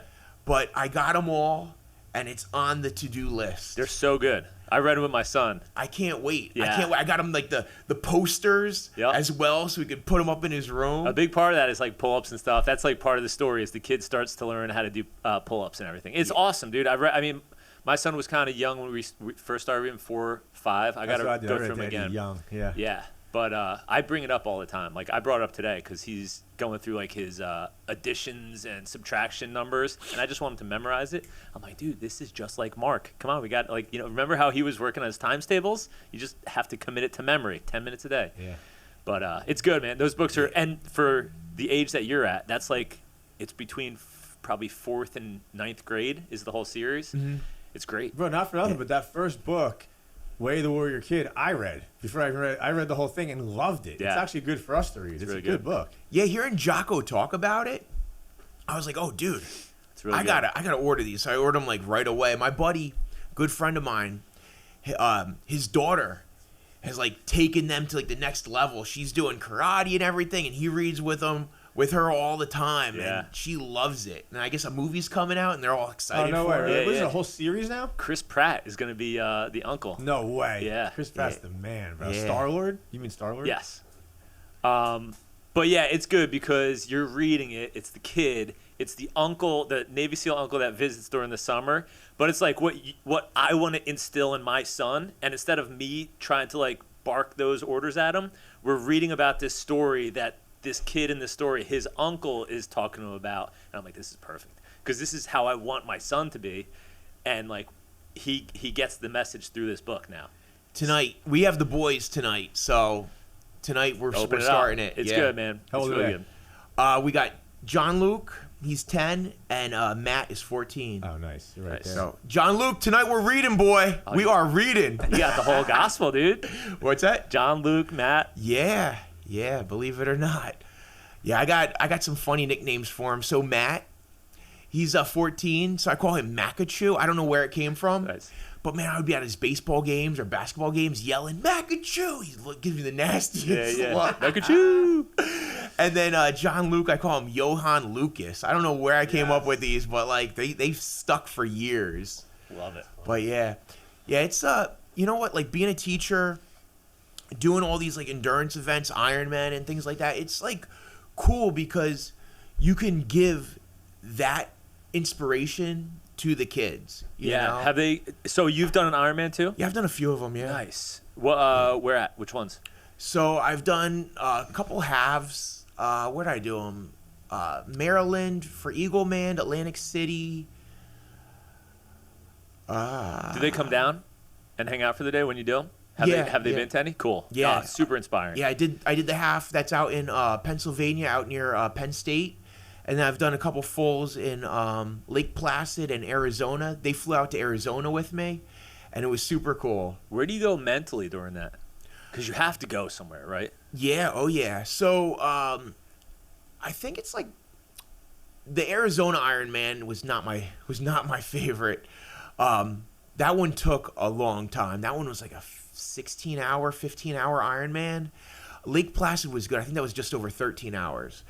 But mentally, so like when you're swimming, Lake Placid and Arizona, completely different swims.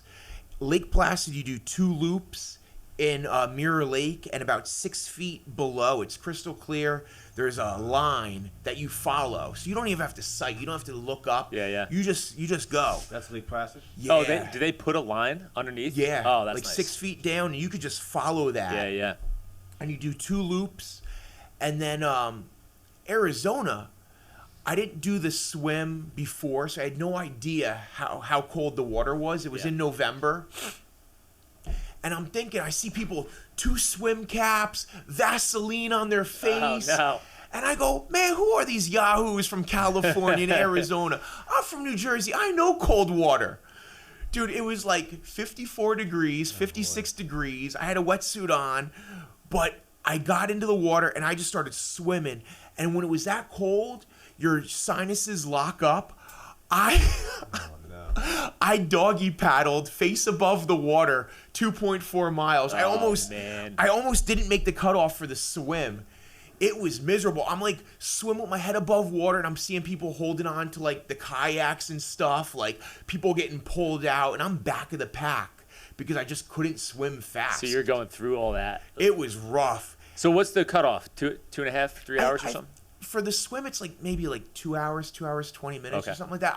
I was cutting the You're right there. I was right Yeah. there. I almost got pulled out for not making the time. Like that's how close it was. I've only done one sprint triathlon down in Lavallette. Oh, and I yeah. swam in the bay, but it was like, dude, I surfed my whole life, been in the ocean, never gotten seasick, but just it was windy and the bay ripples, like the little swells, I was getting seasick. I was like, oh, I've never had this feeling before, because it was like every time I paddled, I was going up and down. Yeah. But Lava Rocks, that's that. luckily, it was triathlon. only a quarter mile or whatever that swim Yeah, was. I did really well in that triathlon a couple years ago. That's a fun one. Yeah, I did that maybe, Yeah. 2 years ago? 2 years ago. 2 summers ago, right? Yeah. I was there. That was cool. Yeah, Yeah. it was Real fun. cool. But then the bike, it's 112 miles. Crazy. And Lake Placid, that bike is challenging because there's like a hill that just goes up forever. But then there's this other hill. It's the Keene Descent. Dude, I hit like 50 miles an hour on my bike. It was scary. It was Really? awesome. Yeah. Is that a long stretch too? Like, can you coast for a Yeah. while? You Yeah. actually just let That's it go? nice. 50, are you riding the brake the whole time? Yo, Or you just yeah. opened it up and let it go? No, I'm tapping the brake. I'm kind of raising up to kind of get some air in me for drag because I was scared. And you got to do that twice. It's 2 loops. Oh, okay. And the second time, I'm like, dude, I got to be a little bit more conservative because if I go down, I'm out of the race. Like, it's just the risk reward is not there. Yeah. The Arizona bike ride was awesome because you see like the big cactuses. It was really beautiful. And then the run portion, it's a whole marathon, and it's like a slog. You're doing a lot of walking, a little bit of run walk, but it's a blast, man. People are out cheering you. Other people are suffering. And the way, I don't know if you can get this or not, but I'm very encouraging. And so I'm like, let's go. You're looking strong. Picking up on that. You know, like I love encouraging people. The camaraderie of the. Of the shared misery. Yeah. That's like one of the coolest things about like any of like the long races. It's just like being able to encourage other people. Like when you need the encouragement, but you're giving it out, like there's something that you receive from that. Yeah. Like I love it. Yeah. Dude, getting off the bike and just from training a little bit for that and just never really doing a bike tour run, it's brutal. Yeah. Getting off the bike and then running, it's so hard, dude. Your legs, like your quads, it's horrible. It's called a brick workout when you do the bike to the run. And a triathlon bike is set up with the geometry a little bit different than like a road bike. So you're not activating the same muscles that you would be running. But yeah, it's still a grind. Yeah. It is still a grind. Wow. I love that it's set up so you don't drown or fall off the bike. So you gotta we swim talked about first, that. then you gotta get on the bike, and then you Yeah. can run. Like you're gonna die. You have a higher percentage of dying here, a little bit less Yeah. percentage Right, of right. dying here. You couldn't do it the opposite Yeah. way. Everybody be drowning. Nah. Yeah. It's like, we talk about that. Like, why isn't the bike at the end? It's like, well, because if you're going Yeah. 15 miles an hour and you pass out on the bike or whatever Yeah. at the end, you're Did you ever see those Gonna videos get of hurt. people like finishing the marathons and their it's like bones are weird. It looks Yeah. so weird, dude. Like their legs and their Body you can tell it's breaking just down. bone on bone. It looks so crazy. I made the silly mistake of. it was so silly. I It's think gonna be I- like the most brutal story ever. I think I might have done this at least twice, but you're running into the chute after finishing an Ironman or a half Ironman or whatever. You see your family, and I'm infamous for doing these stupid heel kicks. Oh, Every time I see a photographer, jump up, heel click. Oof. And so I'm coming in, finishing the Ironman. I jump, do the heel click, and my legs just lock up. And I'm like, oh my goodness, that's the worst decision ever. No. Oh my goodness. Did you eat it? Did you fall? I didn't fall, but I was like, oh my Yeah. goodness, I can't move. Don't do that. And like you look Yeah. like Frankenstein walking through. That's funny. There's a bunch of videos because like my family was there and stuff when I was finishing, and you at the end as I'm like getting close to the finish line, like very close, like the last 100 feet, and you're like, "Come on, sprint, run!" Like run through the finish. I'm like, dude, no. I'm like, no. I'm like gonna go at this pace. I'm just Let's finishing go. it out. I don't need to sprint right now. That- You're done. Yeah. That Lava Rocks triathlon in Lavalette, I think it was 2 or 3 years I did really, really well. Yeah. And I was out in front of everybody for the run portion, and I missed the turn. Oh, so I no. had to turn around and like backtrack a little bit. Yeah, I was yeah. so frustrated. But it was That's the only awesome. one I did. I did it like an hour 30 or hour 32 or something. Not like crazy, but I did it. So that was cool. So what do you do next? What's next for Anthony? What is next? You know what? Like, the endurance stuff is awesome. I love it. But pursuing this doctorate, holy smokes, dude. Yeah. It's a lot of work. So how many credits is that in addition to your what? You have masters already? Got my master's. I think it's like 54 credits. Okay. 56 credits, something like that. It's going to take me a couple years. And I start next Monday back into it. I'm only taking one class at a time because work and everything. Yep. but it's a lot of writing. It is hard. What kind of classes do you have to take? It's all educational leadership classes, so it's all like right now the last couple classes were about like different like learning theories and things like that, and like writing like 15-page papers on Piaget. Like, What is Piaget? I don't even know. Is that like a person? Is that like a... He's a educational theorist that had a thought about designing a classroom to mimic actual real life, you know, and having different ways of learning. Cool. But it's a lot. Like, I can't even retain all the information. Yeah. So what's next is I'm just going to keep forging on with this doctoral program. Is this still through the GI Bill? No. So I used the GI Bill for my undergrad at Monmouth University. Dude, going into the military is the biggest life hack anybody could have. Like, there's a different branch of the military for everybody. So, like, if you got something to prove or a chip on your shoulder or whatever, that's the Marine Corps. But if you just want to have a technical job, get the benefits, and do all that, you got the Air Force and you got the Army, the Navy, the Coast Guard, all in between. But, like, you get out, you get the keys to the city delivered to you, man. So I was really able to use that to, like, level up my socioeconomic status. You know what I mean? Cool. No debt or anything like that. So I used the GI Bill for my undergrad, and then my graduate degree, I paid out of pocket, and then I got a what did I get? Because I teach special ed in a school that has a certain designation. I was able to get like $17,000 forgiven because I've been teaching so long. Oh, wow. And I work in a school that has a Title IX, I think it's Title IX or whatever it's called, designation.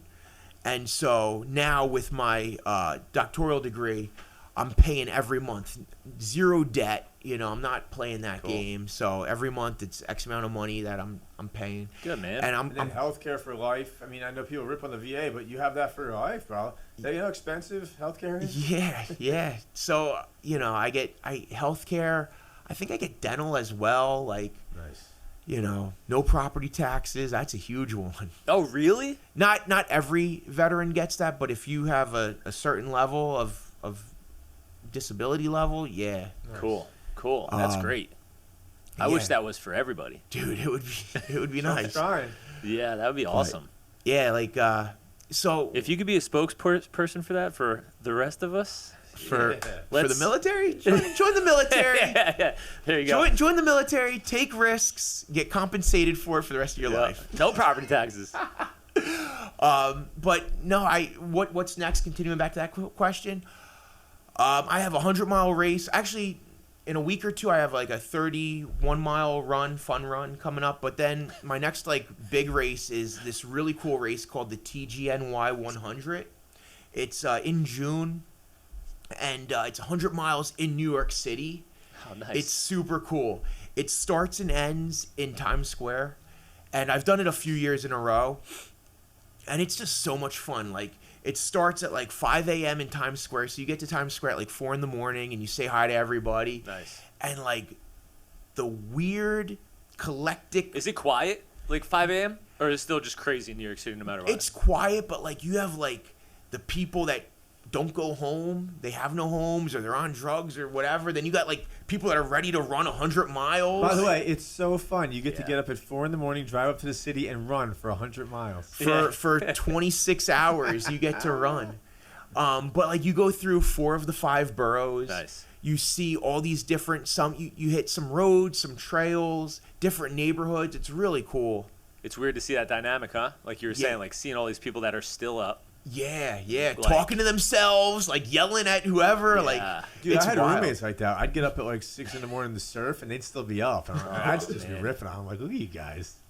Gross. I used to play in this cover band back in the day, and I would get home at like 2 in the morning, you know, play from 10 to 2 or whatever out at the bar, and sometimes I would come home and run around Point Pleasant Beach, and see people stumbling out of the bars at 2:30, and it made me feel so good. Yeah. I was like, I'm getting like 3 or 4 miles in right now. You guys are gonna feel like garbage tomorrow. So there's Even this stumbling out of the bar feels good sometimes. yeah. there's this one part of the race. It's about mile 70, and now it's nighttime, and you're going over the Jamaica. You're in Queens, so you're going over the Jamaica Bay Bridge. And there's a bunch of bars right up in that area, so you see everybody. They're having a good time with their families and all that, and you're running. It's like, oh. This is later in the day? Later in the 6 day. Yeah. Dinner time? You've probably been running since 5 a.m. It's probably about 11 p.m. now, give or take. And you're going over the Jamaica Bay Bridge. And the first time I saw this, it blew my mind, because you're at mile 70. Wait, this is a 100-mile run. Uh-huh, yeah. You start at 5 a.m. Yeah. Typically, like, when do people finish? 26 hours, is that what you're saying? So, like, Some people can do it sub 24. The first year I did it. Oh, so it's like a 24, 26-hour run? Yeah. Some people, you have up to 30 hours to do it. That's the cutoff. So the first year I did it was like 28 hours. Last year I did it was like 26 hours.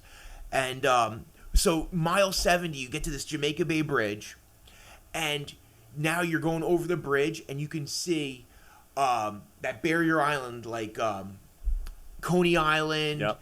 Rockaway Beach, and then you look more, and you see the Verrazano Bridge, and then you see Lower Manhattan, you see the Freedom Tower, and then you know where Times Square is. Yeah. And you go, oh my goodness, I have to run from where I'm at, Yeah.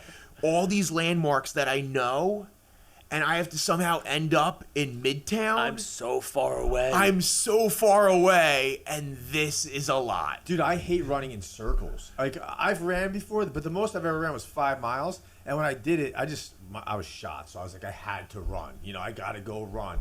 So I just ran out, and I ran the Bayhead and just went south. And then I think one time he picked me up. I did it a couple of times. I think I Ubered one time. Yeah, But like yeah. running in a circle or running there and back is just brutal, bro. Dude, I I can run ran out. I can't run back.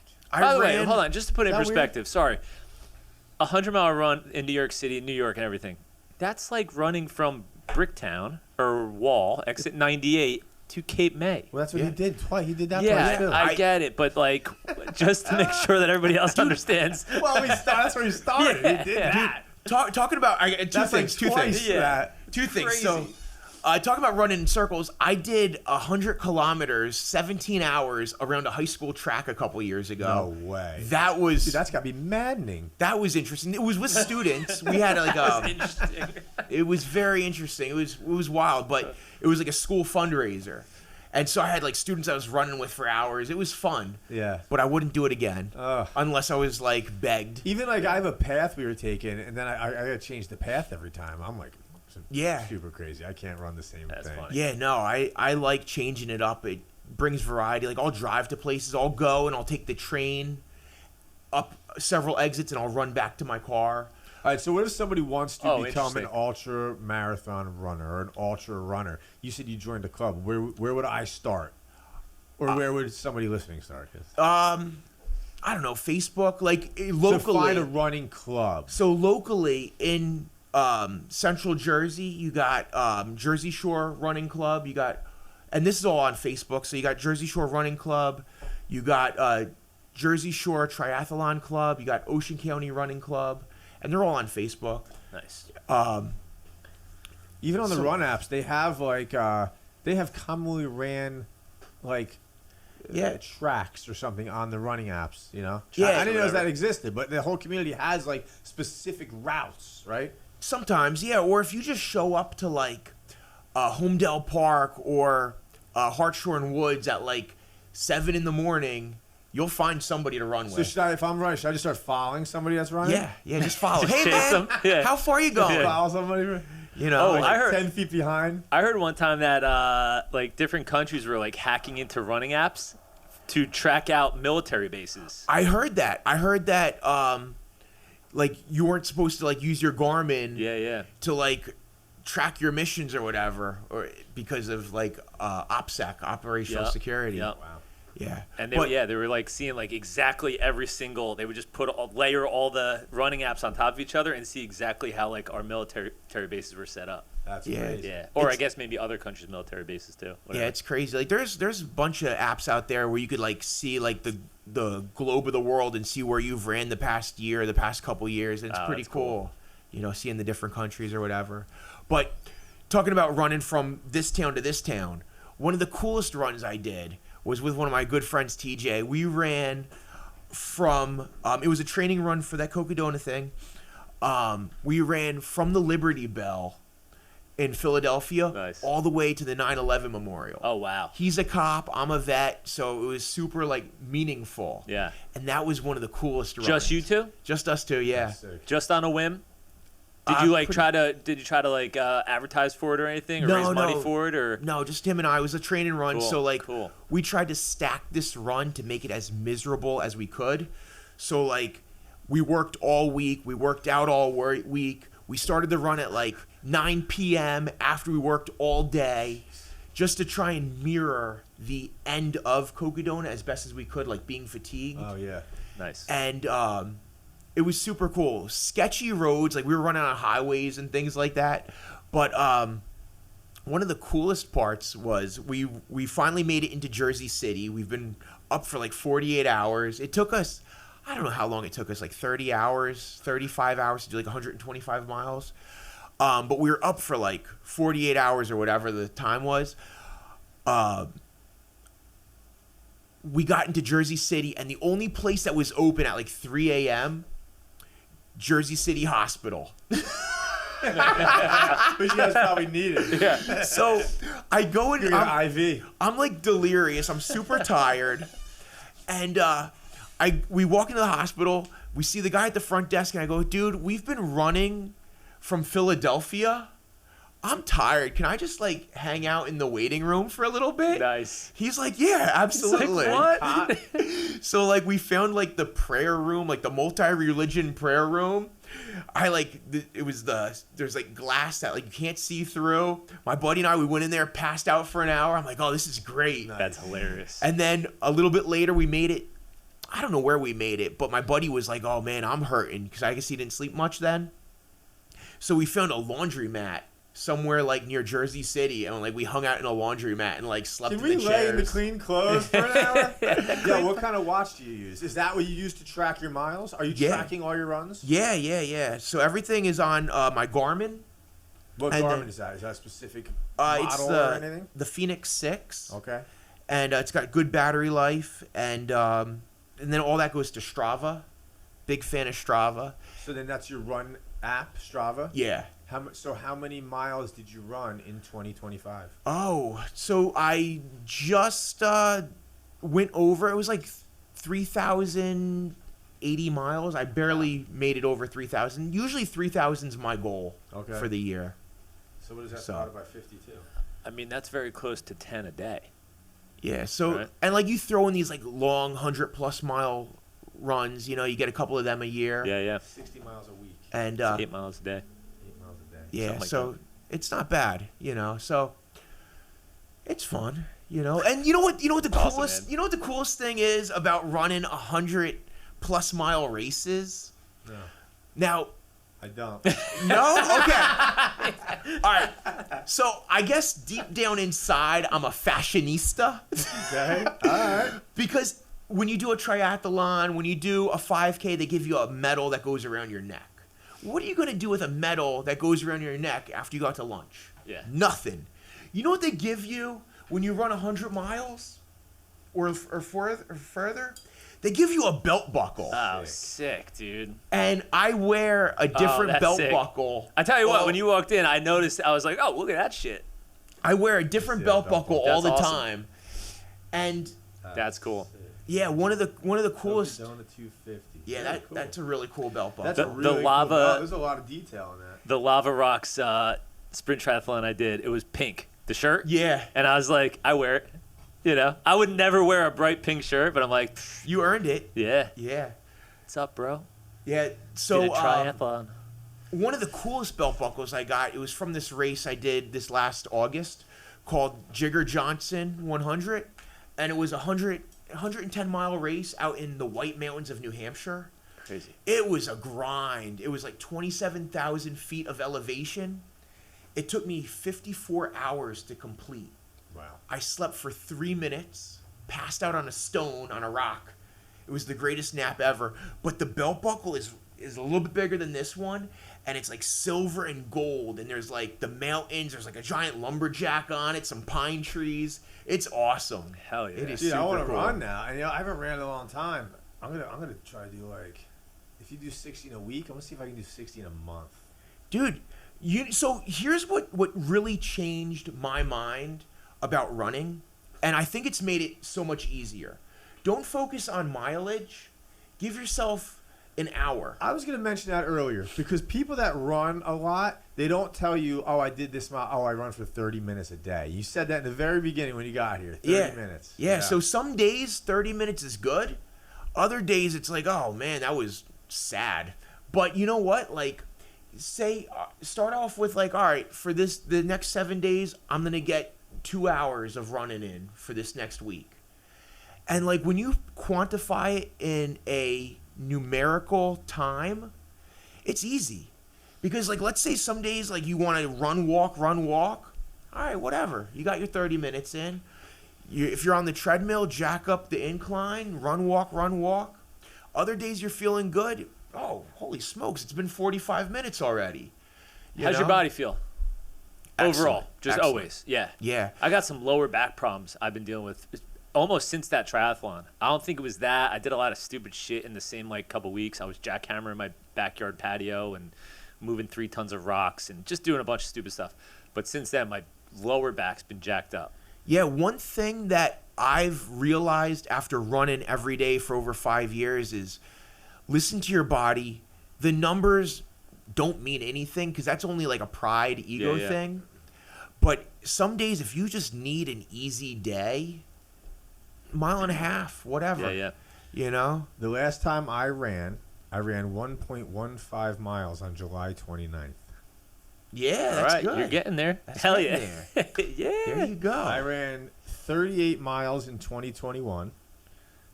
It looks like 18 miles in 2022, 11 in 2023, 8 in 2024, and 6 miles last year. Well, I tell you what, What? before 2022, By the way, probably. look at my running. It's just a downhill, like just trailing off. You probably never ran though, right? Well, Even that's before like- 2022. Well, At least no, you this started app somewhere. Started in 2012. In 2012, when I quit my job and started my business, I dropped the truck off and ran home, and it was like 2.1 miles. I went running. So Yeah. 2012, yeah. 2021 was my best running year, and I did looks like 38 miles. Was it a lot in October? Didn't we do a October thing? We that used year? to run. We used to run as like a group around the neighborhood. There was like 5 of us, and we would just start. I would start at my house and go, and then Pat would jump on, and then Andrew, and then Peter, and then we'd drop off. So there's it's on Strava. It's your lifetime distance of miles. 15,000 miles. Yeah, mine's 200. Mine's on here. Mine's 200 lifetime since 2012. Oh, dude, there you go. You ran the length of New Jersey. There it is. No, You did it. Yeah, I did it. No, but you know what? Like everybody's got like their thing. You know what I mean? Yeah. And like me, it goes in waves. You know what I mean? Yeah, Yeah. I have something. No, like I get into something, I get into it hard, and then it's like I feel like I hit a pinnacle, and it's like, all right, time to move on. Let's do something else. Yeah. You know what I mean? And it's like I think that's like the cool thing. Yeah. So like, I don't know how long like this running is gonna be like my thing, but right now it's like a cool thing to like push at, Yeah. and you know like that's what's cool about life is like you have all these different chapters. Like we did jiu-jitsu together, did weightlifting, you know, like all these different things, and like you get that well-rounded Life experience. Yeah. man. I like And I it. think that's super cool. It's good. Let's end it there. Let's end it there. Yeah. Yeah, man. Yeah, That man. was awesome, bro. Thank you guys. You Anthony, signed thanks, that. man. Dude, I got Oh, something yeah. for you. I was sick. Well, hey, man. Also, appreciate your time in this, your service for our country. It's awesome. Great job on the running. No, thank you guys. Thank you, dude. This setup is incredible. All right, so Here, talking to the mic. Talking to the mic. So it All right. picks it up. All right, so Sean Ryan, gotta love Sean Ryan. Oh, yeah. He's like, everybody gets a gift. Well, I saw these on your water bottle. So we got a couple. I was going to ask. We got a couple Mando stickers Nice, for you. nice. Yes. And then there we go. There's an Anthony Certa sticker for you. Yes.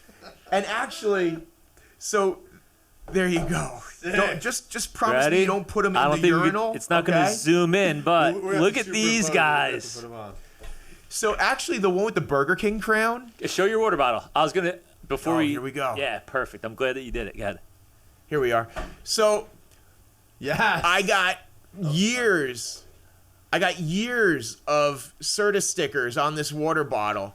And as a teacher, the kids will work their behinds off to get a Certa sticker. Yeah, man. I can't go into a classroom and not see my face on at least a handful of laptops. So on our thumbnail, we always have like a cool little, a good smiley face. Let me zoom in on your face. You could do one for the Facebook thumbnail. All right. I'm gonna put one here if that's okay, because I look at this book every day. So. This will be the custom one. Ready? Let's see. Hold on. But he's got to talk there to get it on him. Okay. Oh, it's not on there? Okay. Yeah. Here we go. You can just hit Here the we go. button and leave it on. Oh. There you go. Hit the button. Just you don't talk. Oh, hold on. Yes. Hold on. Stay. Yes. We'll get some new clips. Perfect. I love it. Oh my goodness, good times. Actually, this Burger King crown, this was taken during that TGNY 100 in New York City. I was running with a buddy, and he had some really bad stomach issues. So he was in the bathroom of McDonald's for a solid 45 minutes, and I'm eating ice cream cones and rocking the Burger King crown, taking selfies. Holy shit. Let me use the restroom. I'll be right back. So good. Here, before you do that, go ahead. Sign the desk. We'll do a little. You can sign it anywhere. Hold on 1 second. Let me get you on the.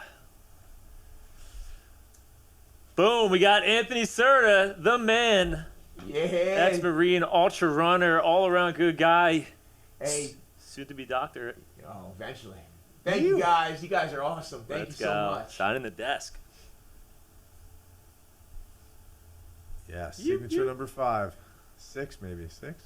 Let's go. Oh, I gotta pee so bad. Boom. And his dog Mando Oh, man. in the background. All right, we'll see you guys soon on the podcast, the Map podcast.